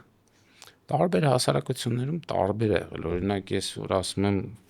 Ֆինլանդիայում այդ կրթական ռեֆորմին իրանք եկել են 50-ական թվերին, երբ որ խորը տնտեսական փոսի մեջ են եղել։ Այդ պահանջը գիտակցությունը ձևավորվել է։ Բայց ընկերներ ունեմ, ասում են դե Եվրոպայում էլ հակառակը գնացել են ամբողջ աշխարհից թալանել բերել են, այդ փողը լցվել է, այդ փողը մի օր վերածվել է որակի ու կրթության։ Տարբեր ըստ երևույթին բաները Ֆինլանդիան երբեք գաղութատիրական չի եղել, հակառակը ինքը եղել է Շվեդիայի պրովինցիա, որը շվեդ-ռուսական պատերազմի արդյունքում պոկվել է Շվեդիայից, հետո սովետի ձևավորման ժամանակ էլ անկախացել է։ Ու իրանք ոնց որ ներսից են եկել դրան։ Հիմա կարող է Անգլիայում այդ փողը եկել է, մի օր հասկացել է, որ այդ փողերը կառավարելու համար մի քիչ կրթվել է պետք, չէ, բանակ է պետք ունենալ եւ այլն։ Տարբեր կարա լինի, բայց ուզում ասեմ այդ ամբողջ պատմությունը մեր աչքի առաջ կա, պարտադիր չի նստել սпасել, որ մենք մի օր այնքան գումար պետք ունենանք, որ նոր կրթության մասին մտածենք։ Հակառակը, եթե մենք այս բարդ տարածաշրջանում ուզում ենք կայուն պետականություն ունենանք, մենք պետք է մտածենք ոնց գրավիչ դարձնել այս երկիրը հայերի համար, չէ՞։ Եթե այդ արդարացությունը չկա, սոցիալական արդարության էլեմենտը չկա, ինքը միշտ այնց գալու գնալու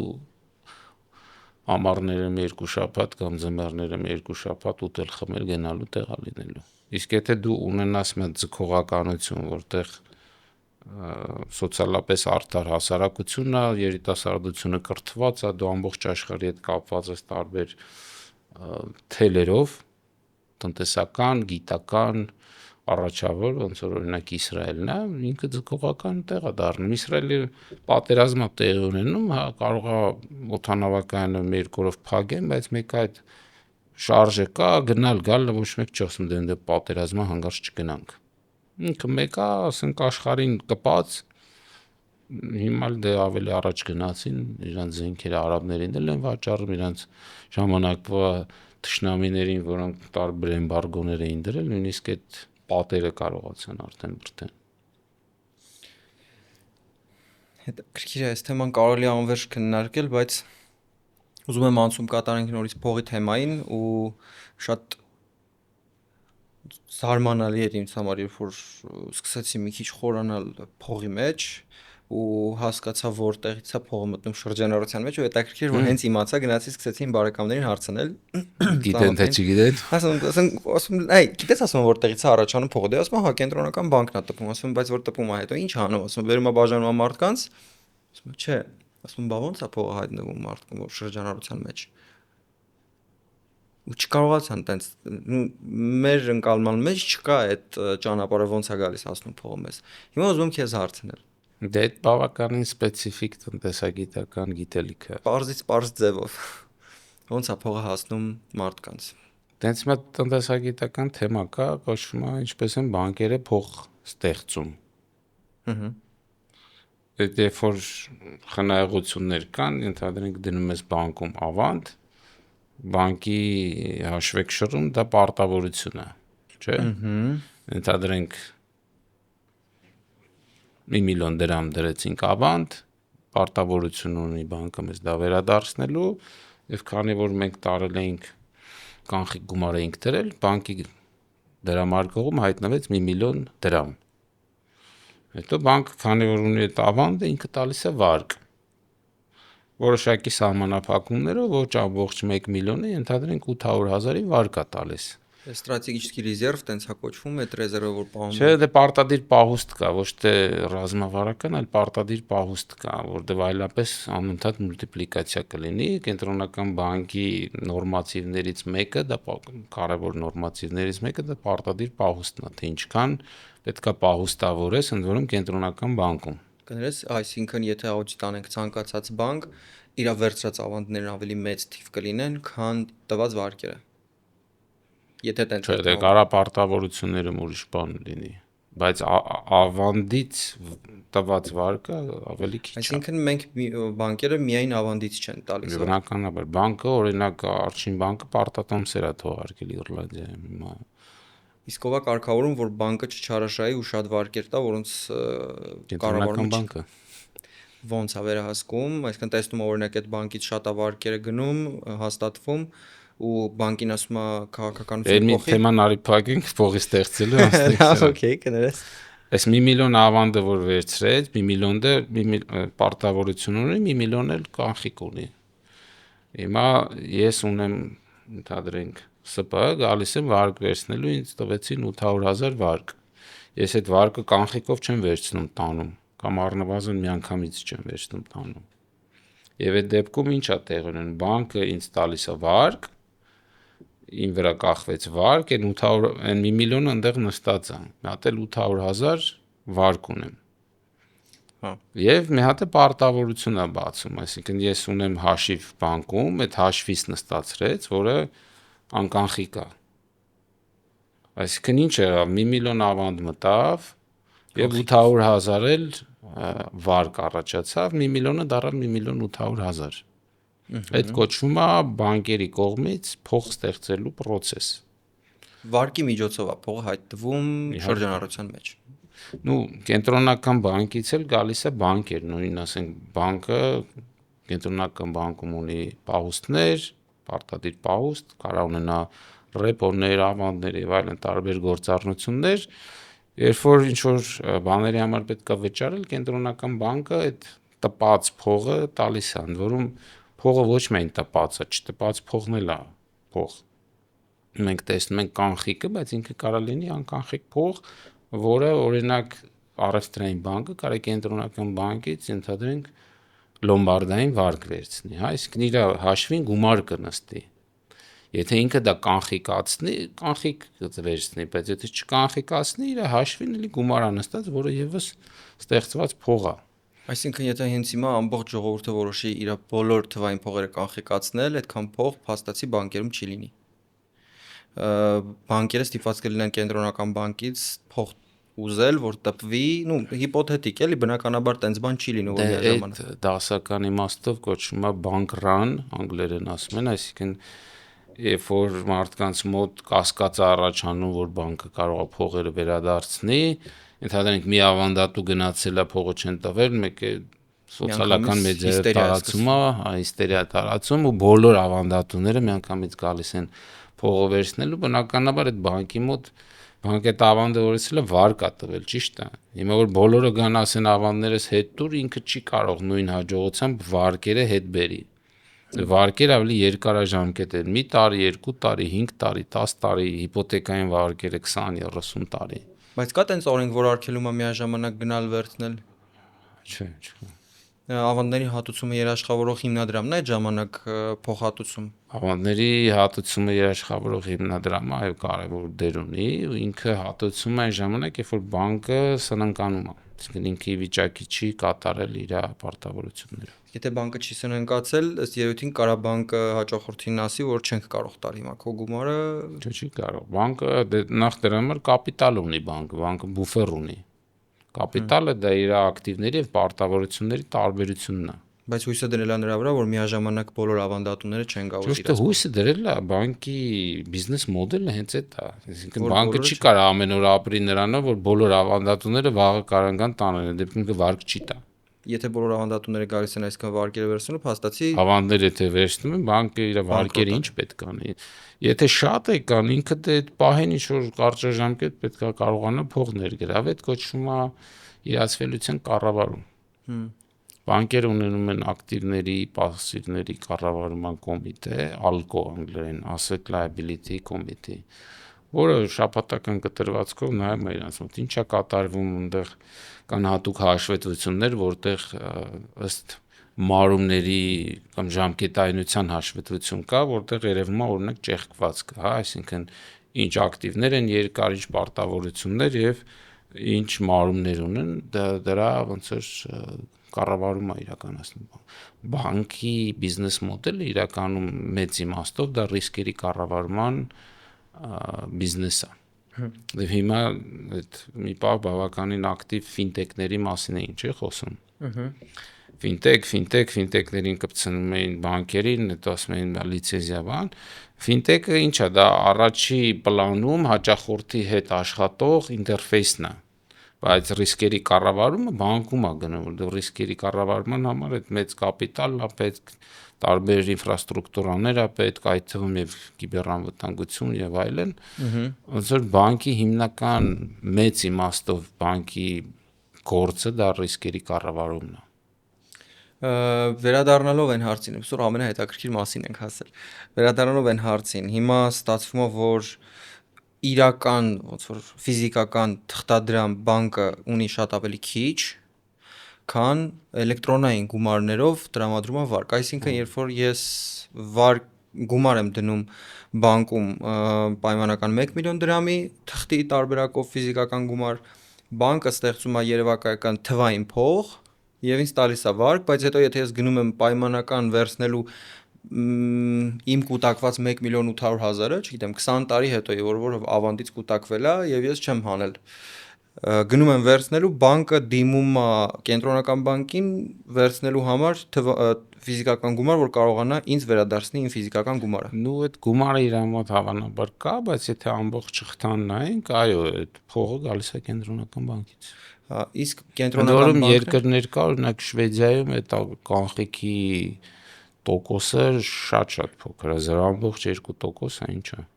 Նույնիսկ տեղեր կա, որ եթե դու կանխիկով ես վճարում, ավելի թանկ է, որովհետև այդ կանխիկը պետք է ինկասացիան է։ Խանութների հակառակն է, կանխիկով ավելի էժան է։ Մեր մոտ, հա, իսկ իրանց մոտ հակառակն է, որովհետև մարդիկ բայց ես քեզ ասեմ, մի քանի տարի առաջ Չիկագոյում էի, այդ գետի ափին սրճարաններ կար, որտեղ գրած էր մենակ անկանխիկ։ Չիկագոյում, աշխարհի ամենահանցավոր քաղաքներից մեկում։ Եթե մարդիկ ավելի շատ, եթե գումարը մարդկանց ձեռքին հայտնվում է միայն պարտքի միջոցով,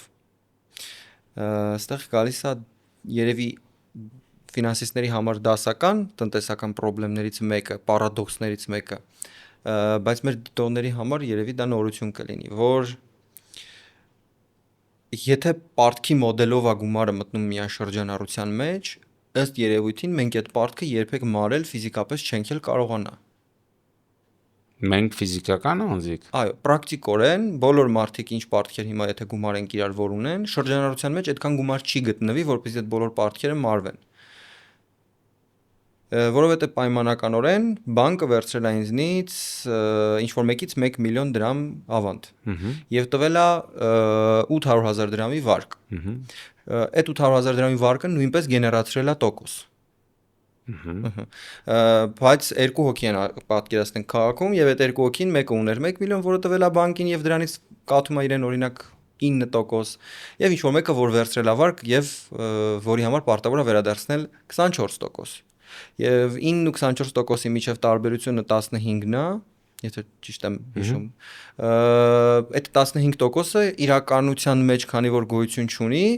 այստեղ պետք է երրորդ մարդ պարտք վերցնի, որ այդ երրորդ մարդը հետ առևտրային հարաբերությունների մեջ մտնի, ես երկրորդ մարդը, որ կարողանա ավել փող ունենա, որ վերադարձնի։ 15-ը գալու նստի բանկին որպես շահույթ։ Հա, բայց միտքը հետեւյալն է, հիմա պատկերացնենք, Հայաստանում կա X թվով գումար եւ կա X + 24% պարտք գումար, որը որ մենք պետքա վերադարձնենք բանկերին։ Պրակտիկորեն հնարավոր է որ բոլոր վարկերը, բոլոր բանկերին, բոլոր մարդիկ մարեն։ Այս տեսանկյունից եմ ասում։ Նո, տեսականորեն, հա։ Որտեղից են փող վերցնում։ Անհուսալի վարկերի կամ վատվորակ վարկերի պահուստ, որը էլի բանկի բիզնեսի կամ ռիսկերի կառավարման մասն է, անգլերեն ասում են NPL, non-performing loans, այսինքն չաշխատող վարկեր։ Եվ այդ չաշխատող վարկերի տոկոսի որոշակի նորմաներ կա, որից կրիզիսային տարիներին դա բարձրանում է, հետո դրանց դուրս են գրում, անհուսալիները ինքը էլի պակասում է, դրանով չափում են նույն կենտրոնական բանկը վերահսկողությունից որ խոսեցինք, հաշվետվություններ է ստանում, այդ հաշվետվություններով չափում է ջերմաստիճանը բանկերի եւ տեսնում է որտեղ ինչա կատարվում, բաներ կա, որ օրինակ առաջանցիկ է անում, հիմա կոչվում է հակացիկլիկ բուֆեր, այսինքն եթե ակնկալում են, որ տնտեսական որոշակի ռիսկեր է լինելու, այդ կապիտալի հակացիկլիկ բուֆեր են պահանջում, այսինքն մինիմումից լրացուցիչ մաս, ասում են, էս էլ պահուստավորի, որտեղ ռիսկեր կան։ Դարապես ցանկացած ռիսկ, հա, կլինի շուկայական, իրացվելիության, գործառնական եւ այլն, ենթադրում է, որ իր դիմաց պետքա կապիտալ ունենաս։ Որ ինչքան ռիսկերը շատ է, այդքան ավելի շատ։ Հիմա ուզում եմ պրոստը իմ հարցի պատասխանը ես դեռ չեմ ստացել, հիմա մի քիչ ուրիշ ձև Արդյոք բոլորը կարող են վարկերը փակել, ոչ բոլորը, բայց նորմալ է, որ շատերը փակեն, որովհետեւ եթե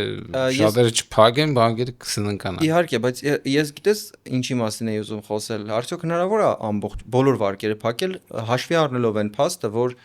պատկերացրու ես բանկ եմ եւ քեզ տալիս եմ 1000 դրամ, եւ դու մեր Հայաստանի ամբողջ ժողովուրդն ես։ Ես քեզ տալիս եմ 1000 դրամ, բայց քո ինձ քեզ տված գումարը պետք է ինձ վերադարձվի 1240 դրամ 24% ավելացված տոկոսով։ Ես քեզ տվել եմ 1000 դրամ, շրջանառության մեջ կա 1000 դրամ։ Ոնց ես դու ինձ 240 դրամ վերադարձնելու։ Եթե արտաքին այդ բաներից, հարևաններից գումարներ չստանաս, ինքդ քեզնով, քո ունեցած 1000 դրամով։ Ամբողջ տնտեսությունը չի բանկերը, նախ ասեմ, ես նախորդ տարի 24-ին առաջի անգամ մեր բանկային համակարգի ակտիվները գերազանցեցին հնային։ Ինչևէ մեր բանկային համակարգի ակտիվները միշտ ավելի քիչ են եղել։ Իսկ բանկային այդ 1000 դրամը ամբողջ տնտեսությունը չի։ Ամբողջ տնտեսությունը չի բանկերով։ Ու ֆիզիկական Ընդ որում այդ որ մեր մոտ բանկերով էլ գերազանցեցին ակտիվները, այդ բոլորը Հայաստանյան չի։ Իսկ դրանց մի մասի եւ աղբյուրներն են դրսի եւ ակտիվներն են դրսում։ Բայց հիպոթետիկ այդ տեսանկյունից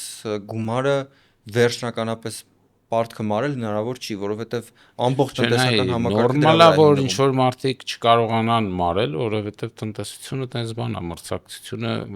100% բոլոր բիզնեսները չեն կարող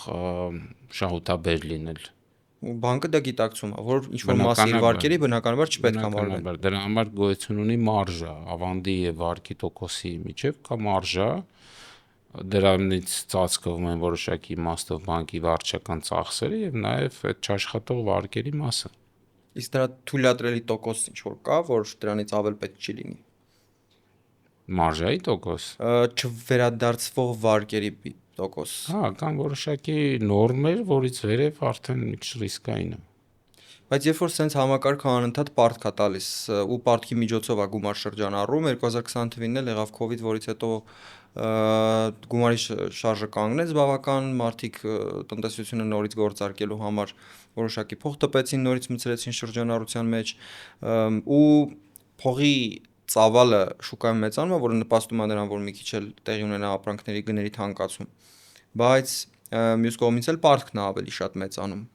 Արդյոք հնարավոր է խուսափել ֆինանսական ճգնաժամից այն պարագայում, երբ պարտքը անընդհատ մեծանում է։ Դե նայած ինչի հաշվին է մեծանում, նայած որ պարտքն է մեծանում։ Ամենաշատ պարտքը աշխարհում ունի Ամերիկայի Միացյալ Նահանգները 30 տրիլիոն դոլարի չափ պարտք։ Ո՞ւմ է պարտքը Ամերիկան։ Բոլորը ամբողջ աշխարհին։ Իրանց բիզնես մոդելն է այդպես։ Իրանց դոլարի ոնց որ առանձնահատկությունը կամ յուրահատկությունը հենց դա է, որ իրանք դոլարով ամբողջ աշխարհին կապել են իրանց պետական պարտադրանքներին ու անընդհատ պարտք են վերցնում։ Ինչքան կգնա ոչ մեկ չգիտի։ Եթե Ռեյ Դալիոն լսես, իրանք արդեն շուտվանից բանկրոտ պետք է լինեին կամ հեսա որ կլինեն։ Ոնց գացիր Ռեյ Դալիոն եմ լսում։ Հիմա այն մարդիկ ովքեր մի քանի 100,000 դրամ պարտք ունեն, իմ մտածեցին, ինչքան լավ է իրանց կարգավիճակը, Ամերիկան 33 տրիլիոն ունի։ Իսկ վերադարձնելու է Ամերիկան այդ ինչ որ մի պահ թե ընդհանրապես այդ պարտքը չի էլի ենթադրվում, որ պետք է վերադարձնի։ Կարող ես պատասխանել են հարցին, թե 10-15-20 տարի հետո աշխարհում ինչա լինելու։ Ոչ մեկը չգիտի։ Ամեն դեպքում պարտավորված է Ամերիկան վերադարձնել այդ պարտքը։ Դե պարտքերը թղթի վրա կան։ Վերադարձնելու են, չեն վերադարձնելու, հետո հարց կա, ինչքան են վերադարձնելու, օրինակ 70-ական թվերին էլ իրանք մեծ պարտք ունեին ու գնացին նրան, որ լուրջ ինֆլյացիայի տեղ թողեցին, այդ փողը լավ արժեզրկվեց, վերադարձեցին շատ ավելի արժեզրկված փող, որտեղ պարտքը միշտ նոմինալ է, անվանական է։ Երբ որ պետությունը չի կարողանում պարտքը վերադարձնել, հայտարարում է դեֆոլտ։ Դեֆոլտ, այդ 98 թվին Ռուսաստանում եղավ։ Հետաքրքիր է։ Դեֆոլտի արդյունքում շատ մեծ սկսեցին փող տպել, ռուբլին ահավոր արժի զրկվեց։ Պետությունը միշտ կարա փող տպի։ Այդ այն օրներ, երբ որ մեր ծնողների ձեռքին եղած ռուբլիները արժեզրկվեցին։ Թե այդ սովետի փլուզումից էր։ Այդ սովետի ժամանակ էր, իմ տատիկը օբլիգացիաներ ուներ, պարտատոմսեր ուներ սովետական։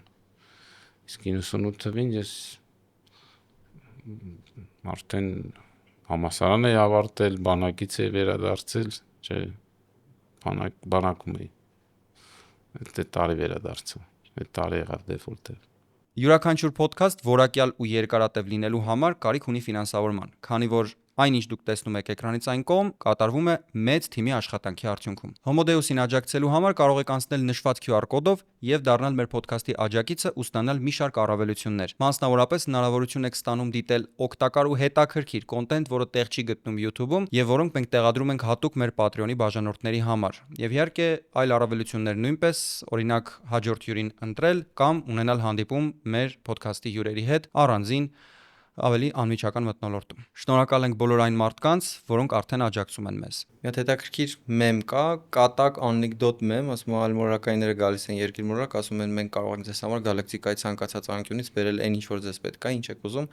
Ասում են դե մենք ռեսուրսների տեսանկյունից ամեն ինչ ունենք մեր մոլորակի վրա, մեզ պետք է միայն փող։ Ասում են իսկ իջա փող, ասում են դե փողը մի բան է, որը որ մենք ենք հորինել, որպեսզի փոխանակվելուց իրար տանք այդ ամեն ինչ։ Ասում են բայց եթե դուք եք հորինել ու ամեն ինչ դուք ունեք, կարաք այդ ամեն ինչը մի կողմ դնեք, ասում են չէ, մենք չենք կարող, մեզ պետք է փող։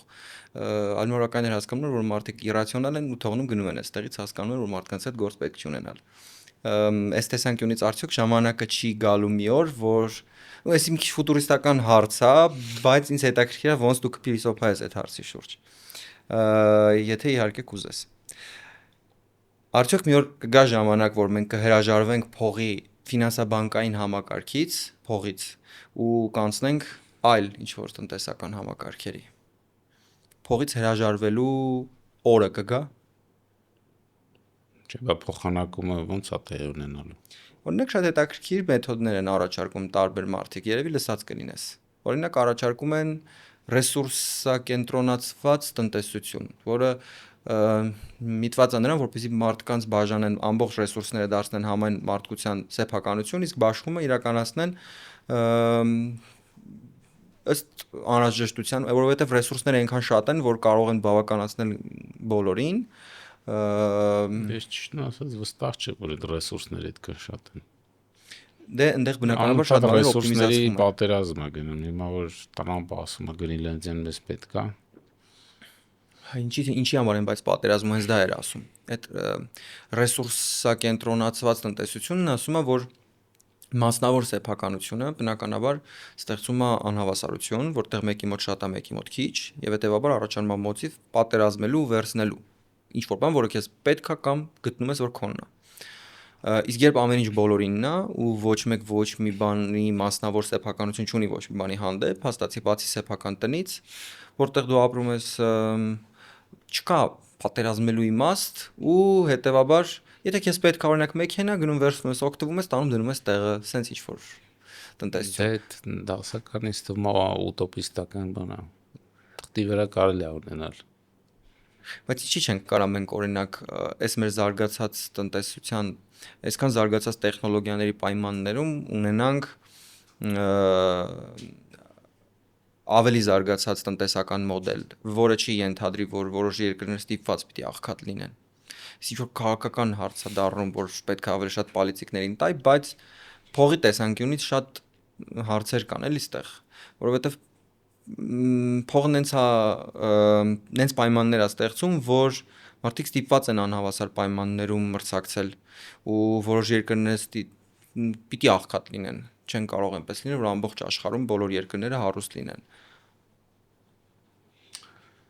Jared Diamond կարթա։ Շատ վախենալու թվեր ունի ու պատմություններ ունի։ Ընդհանրապես աշխարհը 8 միլիարդ մարդ է ապրում, որից 1 միլիարդը թե մի քիչ ավել զարգացած առաջին աշխարհում, մնացածը երրորդ աշխարհն, չէ՞։ Ուրեմն վիճակագրություն ունի, որ զարգացած աշխարհի այդ 1 միլիարդ ժողովուրդը միջինում մի մարդը 32 անգամ ավելի շատ է սպառում կան երրորդ աշխարհի ժողովուրդը, ու ասում է 8 միլիարդի ավելանալը չէ այդքան վտանգավոր, ինչքան որ օրինակ չինացիները աղքատ երկրից դառնան միջին վաստակի կամ եթե դառնան առաջի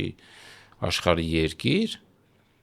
ըստ էության սպառումը աշխարհում կրկնապատկվի, ավելի քան կրկնապատկվի։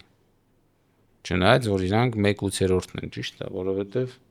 այդ 32 անգամ, ասենք միջին ամերիկացին կամ իտալացին կամ գերմանացին ավելի շատ ամեն ինչ իրար հետ վերցրած ու իրացիոնալ, շատ բաներ, որոնք իրան պետք չի, բայց սպառում։ բաներ կա իրացիոնալ, հա, օրինակ, ասենք ես Նյու Յորքում երեկոներ որ մանես կարել, աղբինից մեծ սարեր կա փողոցներում, որ նայում ես ամեն ինչի մեջ փաթեթավորում բան է, լիքը բան կա, որ իրացիոնալ է, հա։ Եվրոպացիները հիմա տենց փորձում են ավելի կայուն, չգիտեմ, կանաչ եւ այլն, հասկացել են, որ աճել անընդհատ տենց ինչքան կարաս անվերջ աճես։ Բայց նաև ուրիշ բան էլ ասում Ջարեդ Դայմոնդը, նախ պատմական տարբեր հասարակությունների է բերում, օրինակ սկսած կղզիներից, որտեղ ռեսուրսները պարզապես սպառել են, էլի, ու մեր մոլորակի ռեսուրսների մի մասը վերականգնվող են, օրինակ, չգիտեմ, ջուր, անտառներ եւ այլն, ու աղքատ երկրներում հաճախ մարդիկ անխնա են դրանք սպառում, այսինքն չեն թողում, որ վերականգնվի, բայց բաներ էլ կան, որ վերականգնվող չեն, չգիտեմ, մետաղները, նավթը, այն հանքային նյութերը, դրանք վերականգնվող չեն, ինչքան էլ շատ լինեն, մեկ անվերջ չեն։ Բայց ես մենք ստատուս քվոն չենք կարողանա պահել երկար ժամանակ, վերցնենք 100-200 տարի հետո, բա 500 տարի հետո, հա, իհարկե։ Ինչ որ մի ժամանակ գալու է, որ փողից հրաժարվելու ժամանակ կարիք է լինել ուղակի, ոչ թե մենք ենք մեր ցանկությամբ անում, այլ պահանջ է լինել ուղակի, որովհետև մենք պետք է արդեն սկսենք այլ ապրանքափոխանակման մեթոդներ մտածել։ Դե Մասկ ուզում այլ մոլորակներ, չէ, հիմա գնա։ Բայց եթե այլ մոլորակներում նորից պետքա Starbucks-եր ու McDonald's-ներ բացենք, տարբերությունը որն է, որտեղ ենք։ Եթե այնտեղ ռեսուրսներ կա,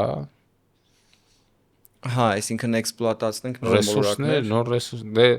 գաղութացումը աշխարհում ինչի համար գնաց, ռեսուրսների, չէ։ Նույն իսպանացիները, պորտուգալացիները գնացին Ճապոնիա, Ավստրալիա, Աֆրիկա, որպեսզի նոր ռեսուրսներ գտնեն։ Don't Look Up նայել ես։ Դիկապրիոյի ֆիլմը, որ երկիր մոլորակի վրա մեծ յարիտ է գալիս, մեծ երկնակար է գալիս,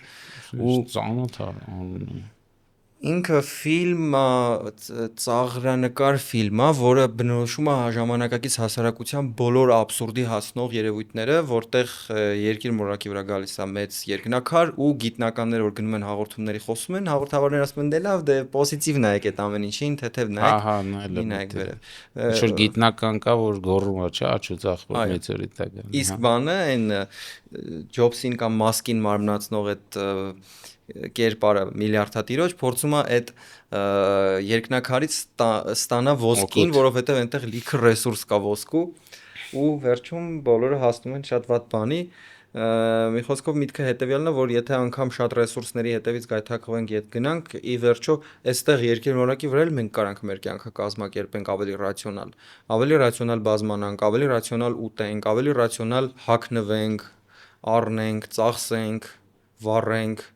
բայց մենք օրինակ այդ Ջարեդ Դայմոնդի գրքում հետաքրքիր այդպես փոքր ցիվիլիզացիաներ կա, որ ասում է բազմանալու վրա բան ունեին իրանք, ոնց որ հաշվարկել էին ու որոշակի սահմաններ էին դրել, այսինքն չէին կարող անվերջ երեխա ունենային, որովհետև հասկանում են այդ իրանք կղզու ռեսուրսները,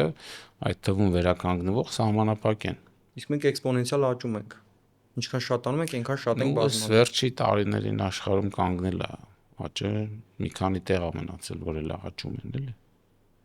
Դե։ Բայց օրինակ նույն արհեստական բանականությունը, ահա որ շատ ռեսուրսներ է տանում դատա ցենտրները, ահա որ շատ էլեկտրականություն, ջուր հողացման համար լիքը ռեսուրսներ են տանում։ Ինչ ես կարծում առաջիկա տարում, այս տարի ու մյուս տարի սպասվում է ֆինանսական ճգնաժամ, թարմացման որտեղ համաշխարհային տնտեսության մեջ, դե գլոբալ, Իսպան Ամերիկայից ամեն ինչ սկսում, որովհետև դոլարն տեղ է։ Բայց ոսկին պիկա, պատմական Bitcoin-ը Bitcoin-ի իջավ, շատ ոսկին էլ է իջավ։ տատանվում, ընդ որում ոսկին սկսել է իրացիոնալ կամ նախկին ժամանակաշրջաններից տարբերվող վարքագիծ ցուցաբերել։ Ահա։ Ֆինանսական ճգնաժամը շատ ինձ թվում է ցանցալա լինելու քաղաքական զարգացումների, որտեղ այսօր աշխարհում տեկտոնական տեղաշարժեր են տեղ ունենում, ասենք այս երկրորդ համաշխարհայինից հետո այդ արևմտյան աշխարհը այսօր փուլ է գալիս, ՆԱՏՕ-ը, չգիտեմ, Ամերիկա, Եվրոպա եւ այլն լուրջ ճեղքեր արդեն տվել, թե այդ ամեն ինչը ոնց կանրադառնա ֆինանսական բանի վրա, այլ որ ըստ ումա կանրադառնա, բայց ոնց պիտի նայենք էլի։ Ըստ Ray Dalio-ի տրամաբանության մենք արդեն մտել ենք այդ փուլի մեջ, բայց դեռ չունենք այդքան նախանշաններ, որպեսզի գիտակցենք, որ արդեն մտել ենք ճգնաժամի փուլ։ Դու համաձայն ես այդ մտքի հետ։ Ֆինանսական ճգնաժամի մեր ճգնաժամերը ինձ թվում է ավելի հասարակագիտական, փիլիսոփայական են, ավելի շատ մարդկանց գլխի մեջ է ճգնաժամը։ 2008-ի նման մի խոսքով չի կրկնվի։ Դե կոնկրետ 2008-ի չէ, որտեղ 2008-ին հիպոթեկային շուկայի գերտաքացման, բայց հիմա էլ AI-ի շուկան է գերտաքացած։ Բիզնեսների մեծ մասի արժեքը բարձրացել է, որովհետև իրար միջև կարուսելով փոխանակվում են ներդրումներով։ Չգիտեմ, Oracle-ը գումար է դնում AI-ը չի բացառվում, որ AI-ի փուչիկը պայթի, բայց 2008-ի պես կլինի թե չէ, 2008-ին լիքը մարդ էր դրա մեջ։ AI-ում աշխարհի top 10 ընկերությունների մեջ 60%-ը, եթե չեմ սխալվում, իրենց վերջին մի քանի տարվա ամբողջ կապիտալի մեծացումը արել են հենց AI գործիքների հաշվին, այսինքն մեր ETF-ների բանի բոլոր ամբողջ տնտեսության մեջ շրջանառող մեծ մասի կապիտալը գերագնահատված է, պարզապես գերագնահատված բան է։ Ստացվում է ամբողջ տնտեսության վրա է ազդելու էլի։ դե բոլորը իրար հետ որ գմփան, հա։ Դալիոն տենց է, որ գմփած մեկը մյուսն էլ դե հենց հավատը բան եղավ, մի քիչ 2000-ականներին .com bubble կար, հա, ինտերնետային ընկերությունների։ Նույն նման է շատ։ Ամեն ընկերություն կայք էր ստեղծում ու դրա հաշվին իր կապիտալը մեծացնում էր։ Հիմա բոլորը AI են վերցնում դնում իրենց գործիքների մեջ կամ soft-ի մեջ ու ասում են, որ ընկերության արժեքը բարձրացավ։ Մի խոսքով չես հավատում, որ ճգնաժամ կլինի կամ կլինի, բայց ուրիշ ձև, տենց ես կարծում։ Հետո որ եղավ ճգնաժամը, այս քո կտրելու եմ դնեմ, ուրիշ կլինի, ուրիշը հաստատ ուրիշ կլինի։ Okay։ Այն որ AI-ի շուկան տաքացած է, կարծում հա, գերտաքացած է։ Այս ամեն ինչը ոնց կֆրա Թալեբի մոտ որ նայես, երբեք նույն ձևի սև կարապը չի գալիս, էլի։ Ինդուկցիայի խնդիրը։ Արդեն ես մի քանի անգամ իմ ոդկասթում ասել եմ, արդեն մտածում եմ դրանից բացի ոչ մի բան չգիտեմ։ Լավ, վերջին հարցը, Արա ջան։ Էս ավելի շատ զումերների համար, որպեսզի պատասխանես, տեսնենք դու ինչ ես մտածում այդ հարցի շուրջ։ Փողի մեջ զումեր ո՞վ է։ Այս նոր 2000-ականներից հետո ծնված սերունդը, որը ահա կոչվում են զումերներ, որոնք ավելի շատ սոցիալական կայքերի միջոցով են կյանքի մասին պատկերացում ստեղծել ու կա մի հատ շատ գլոբալ պնդում, որ փողի մեջ ի վերջո երջանկություն կա։ Դու ինչ ես կարծում, փողի մեջ երջանկություն կա։ Երջանկությունը փողի մեջ չի։ Փողը քեզ կարա օգնի նախ փող չունենալուց կարաս բավականին դժբախտ լինես, չնայած պարտադիր չի։ Այս փողը կարա օգնի ինչ-որ տարբեր հարցեր լուծես, որոնք կարող են քեզ բերել երջանկության։ Բայց ինքը իրանով փողը երջանկություն չի։ Արդյոք բոլոր են արդյոք են հարցերը, որոնք քո ասած զումերները շատ ավելի քիչ սպառողական են։ Ավելի քիչ են ձգտում անշարժ գույք ունենալ, ավելի քիչ են ձգտում թանկ բաների, ավելի շատ ծախսում են փորձառությունների վրա, հա։ Հա, գնալ, մանգալ, տեսնել, չգիտեմ ինչ։ Նախորդ սերնդի մոդելն են մերժում, հավանաբար, եւ Այնպես չի որ իրանք քիչ են ծախսում, այս նոր սերունդն էլ եթե Չէ, Հայաստանի ուրիշ բաների վրա են ծախսում։ հա, Zara-ից շորեր պատվիրելու վրա են սպառում անիմաստ ավելի շատ գումար, կամ բաների սքիներ առնելու վրա խաղերի մեջ on-line։ Իդեպ այդ շուկան բավական մեծացավ Հայաստանում ու ասեմ ավելին, ես շշմել էի, որ իմացել էի TikTok-ում լայվ անող հայ բլոգերներ ինչքան գումար են վաստակում։ 100,000-ավոր դոլարներ ամսական։ Ռեմը Դարփինյան ինտեղ ասեց մի հատ բլոգեր կա, որ բարեգործություններ անում, ասեց դեկլարացիան իր ոնց որ հրապարակել էին, ամսական 100,000 դոլար աշխատում են տղեն։ TikTok-ի այդ գումարը որտեղից է գալիս։ Ինքը հայերեն է խոսում, իր կոնտենտը հայերեն, ով է իրան այդ գումարը donate անում։ Հայ երեխեքը, հայ երիտասարդները։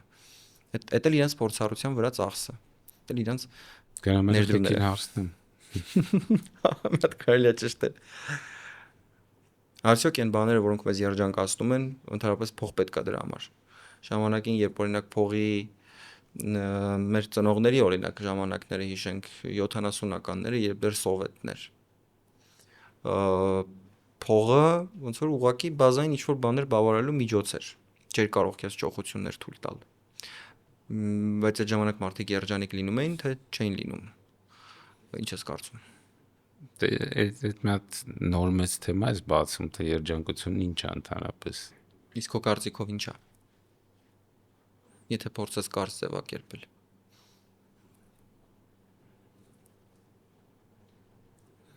Մի անգամ հարցրեցի մեր երիտասարդներից մեկին կենտրոնական բանկում այդպես բարբերաբար հանդիպումներ է ունենում, մեկը կար Անգլիայում սովորած, ասաց այդ երջանկությունը դժբախտ չլինելն է։ Ու դրա մեջ կա բավականին իմաստություն, որովհետև երջանիկ ենք մեզ զգում, թե դժբախտ մեզնից է։ Դու նույն իրավիճակում կարաս եւ դժբախտ լինես եւ երջանիկ լինես։ Նայած դու այդ ամեն ինչին ոնց ես վերաբերվում։ Հաուզելը լսել ես ոնց է պատասխանում այդ հարցին։ Ու ստացվում է հաուզելից սա հարցերը ինչ որ հաուզելին տվել են, հետ եմ տալիս, չէ՞ տենց չի կարակ նայեք այդ ինտերվյուն։ Բայց հետաքրքիր պատասխան էր, ոչ թե իրան հարցնում են փողի մեջ է երջանկություն, այլ ինքը փորձում է երջանկությունը ձևակերպի, դե փողի թեմայով գիրք ա գրել, ոնց է լինի այդ թեմային անդրադառնում է, ասում է երջանկությունը ասում է դա քո սպասելիքների եւ ունեցածի տարբերությունն է։ Հա, այդ դասական ֆորմուլա, մենակ իր մոտ չի։